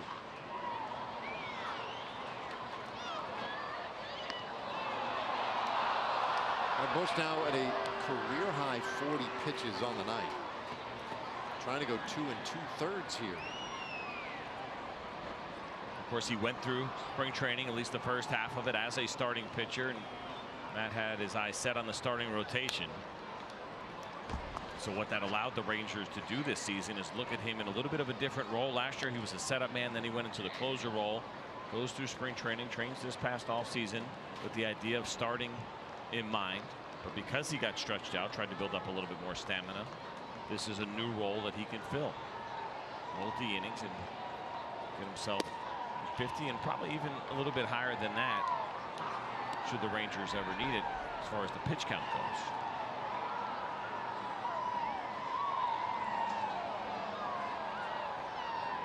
That one outing in the postseason a couple of years ago against Toronto with 3 innings.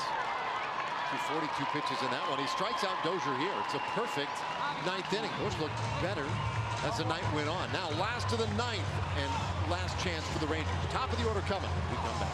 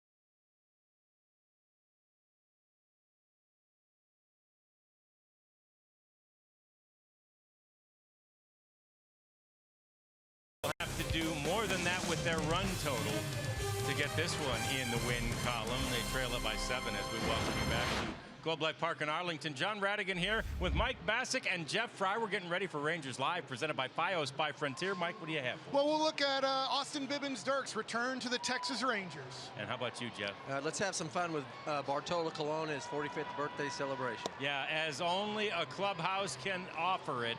We'll have that and all the post-game reaction right after this one, guys. Rangers Live, presented by Fios by Frontier. All right, sounds good. 9th inning now. Delano to Shields leading things off, and Tim Hill slings that one right in there for a strike. 1-1 the count. Delano had the base hit earlier. He's grounded out and struck out. Hill came on and in one pitch got Alberto to fly out to center field to end the 8th. Yeah, we didn't get a chance to. Yeah, look at what he has done so far this year. Game number 19. Good strikeout to walk ratio. Good opponent's batting average at 240 for Hill. Surprisingly, been better against righties than lefties. 286 for lefties, 222 the batting average against right-handed hitters this year. Good ground ball rate, not surprising with that arm angle. 65% for Hill this year. And you've seen it already. The fastball at 92, slider sits around 80, and the changeup also around 80 miles per hour. It's not quite Alex Claudio, a little bit of a different look. Alex, you can tell just by watching Hill already, much more consistent. He's got that much slower changeup. But we saw what last night get down to 64 miles per hour. Shields takes a little high, ball 4. And so a walk to start the bottom of the 9th inning, and it's always a great way to get it going. Brings up Shin-Soo Choo. Choo's been on twice tonight.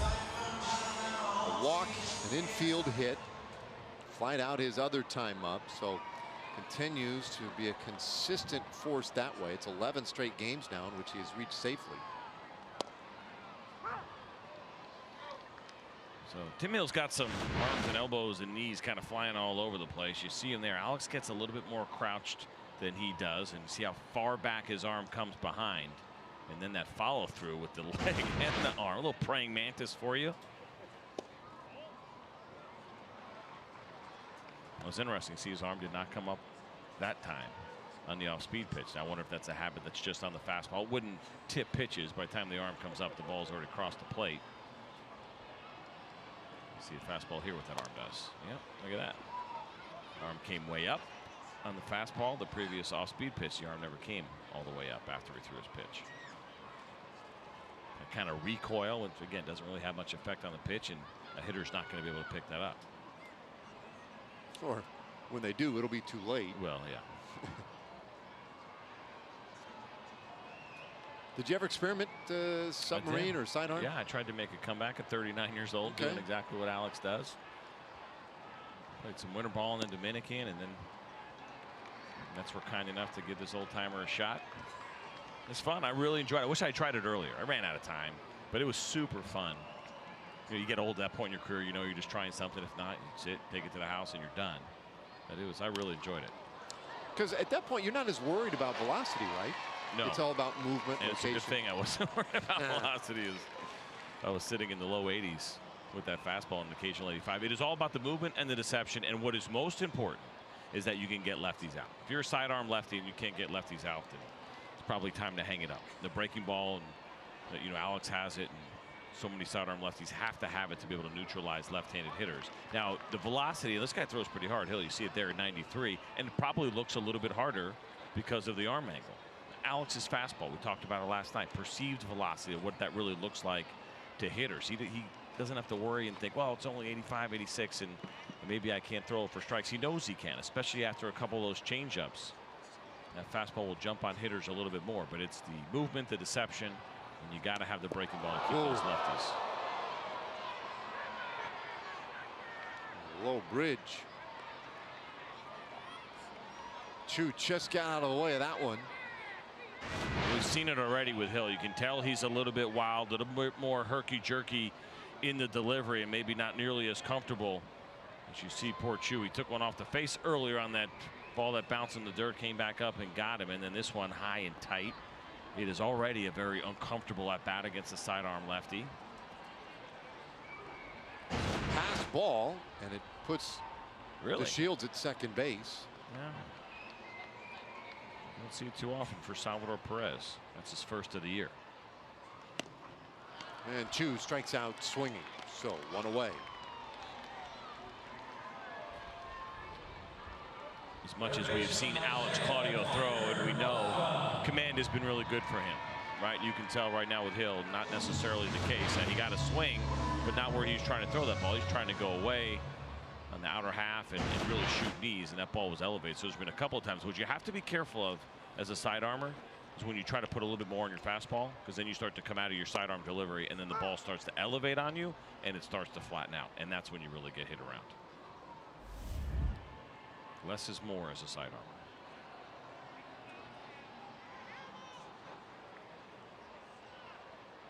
One strike pitch to Kiner Falefa is off the plate, 1-1.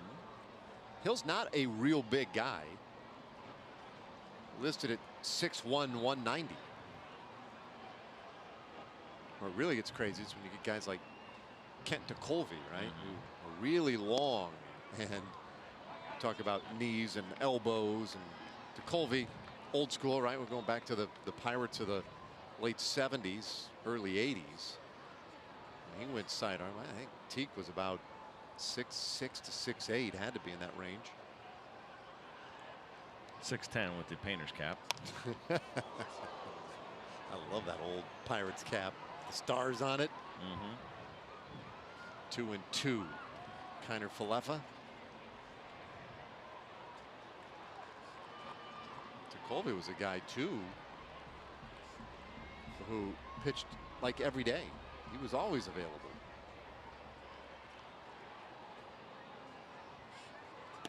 And I'm gonna get the number way wrong, but I think there was one year where he pitched like 13 or 14 consecutive games. Might have been more than that. Yeah. They would use him like every day.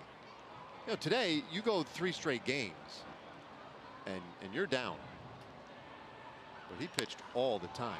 This one lifted down into that right field corner. Long run out there, and that one got Soler twisted around a little bit. DeShields with his good speed will score easily, and Kiner Falefa goes to third. A triple for Kiner Falefa makes it an 8-2 game. It's his third 3-bagger this year. Well, it looks like now they're going to call this a ground rule double. The ball must have bounced up and hit something. As Isaiah goes back to second base, Delano DeShields will still score, which is unfortunate. Let's see what happened here on this one. There takes a bounce and yeah. Went all the way in there, yeah, and then hit the ball. What in the world? I think it bounced off the foul pole up above the yellow stripe. They're playing some highlight out there. It's a good job of going with that pitch for Kiner Falefa. Fortunate that he loses the triple, but that's a good approach against a sidearm lefty. So, ground rule double, and here is Guzman. Let's watch this pinball machine down here. So you got one bounce there. It's like, oh, did it go straight to the wall too? Yeah, it bounces back. That is odd. That's really strange.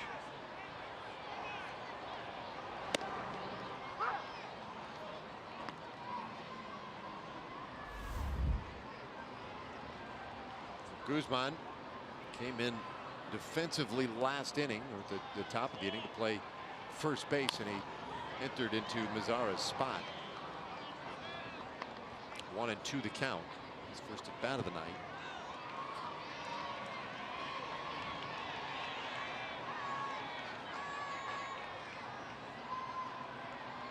Eight to 2, one away, and Kiner Falefa out there at second base. And Guzman strikes out swinging, 2 away. And it'll be up to Ryan Rua.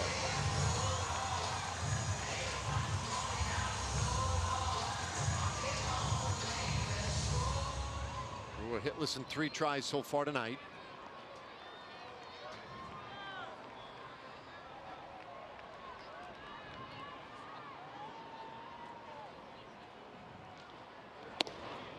Interesting one tonight in that both teams got some length out of their starters. Austin Bibbins-Dirks went 6 1/3 for the Rangers. Matt Bush took it the rest of the way through 9 innings anyway, with 2 2/3 innings of relief. Danny Duffy went 7 2/3 for the Royals, and they're trying to finish it with just 1 reliever. Tim Hill trying to take care of the last inning and a third.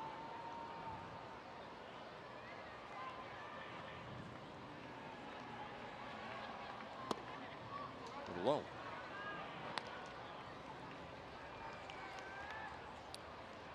So taking a look at the rest of this series. Tomorrow night, our pregame coverage starts at 6:30. Saturday's game will be on FS1, and that's a 3 o'clock start. And we'll wrap it up here Sunday afternoon, a 2:05 game. But again, all the pregame festivities beginning at 1:30.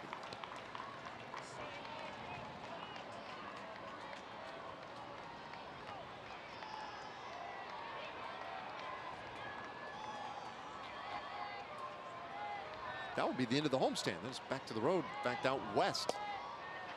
Full count now on Rua.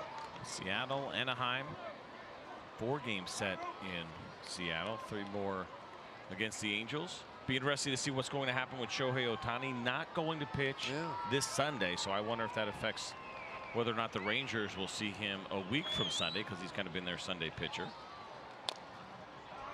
Topper by Rua to stay alive. And I mean, really, Mike Sosa, the Angels' decision, I mean, I don't know if angered is the right word, but certainly disrupted an entire country. Because Masahiro Tanaka is scheduled to pitch Sunday. So they thought they were getting Tanaka, Ohtani. Mike Sosa poured some cold water on that excitement. I remember last year when we had Darvish and Tanaka, and what a great battle it was, and what a big deal it was. A 3-2 swung on and missed, and Rua strikes out to end it tonight. Rangers get another run in the 9th inning, but it wouldn't be enough. 8-2 our final score tonight. All right, well, John Radigan, Mike Bassick, and Jeff Fry back in the studio, getting ready to bring you all the player reaction and breakdown from this one tonight. For CJ Nitkowski and Emily Jones, I'm Dave Raymond, inviting you to stay with us. Our coverage of Ranger baseball continues right after this.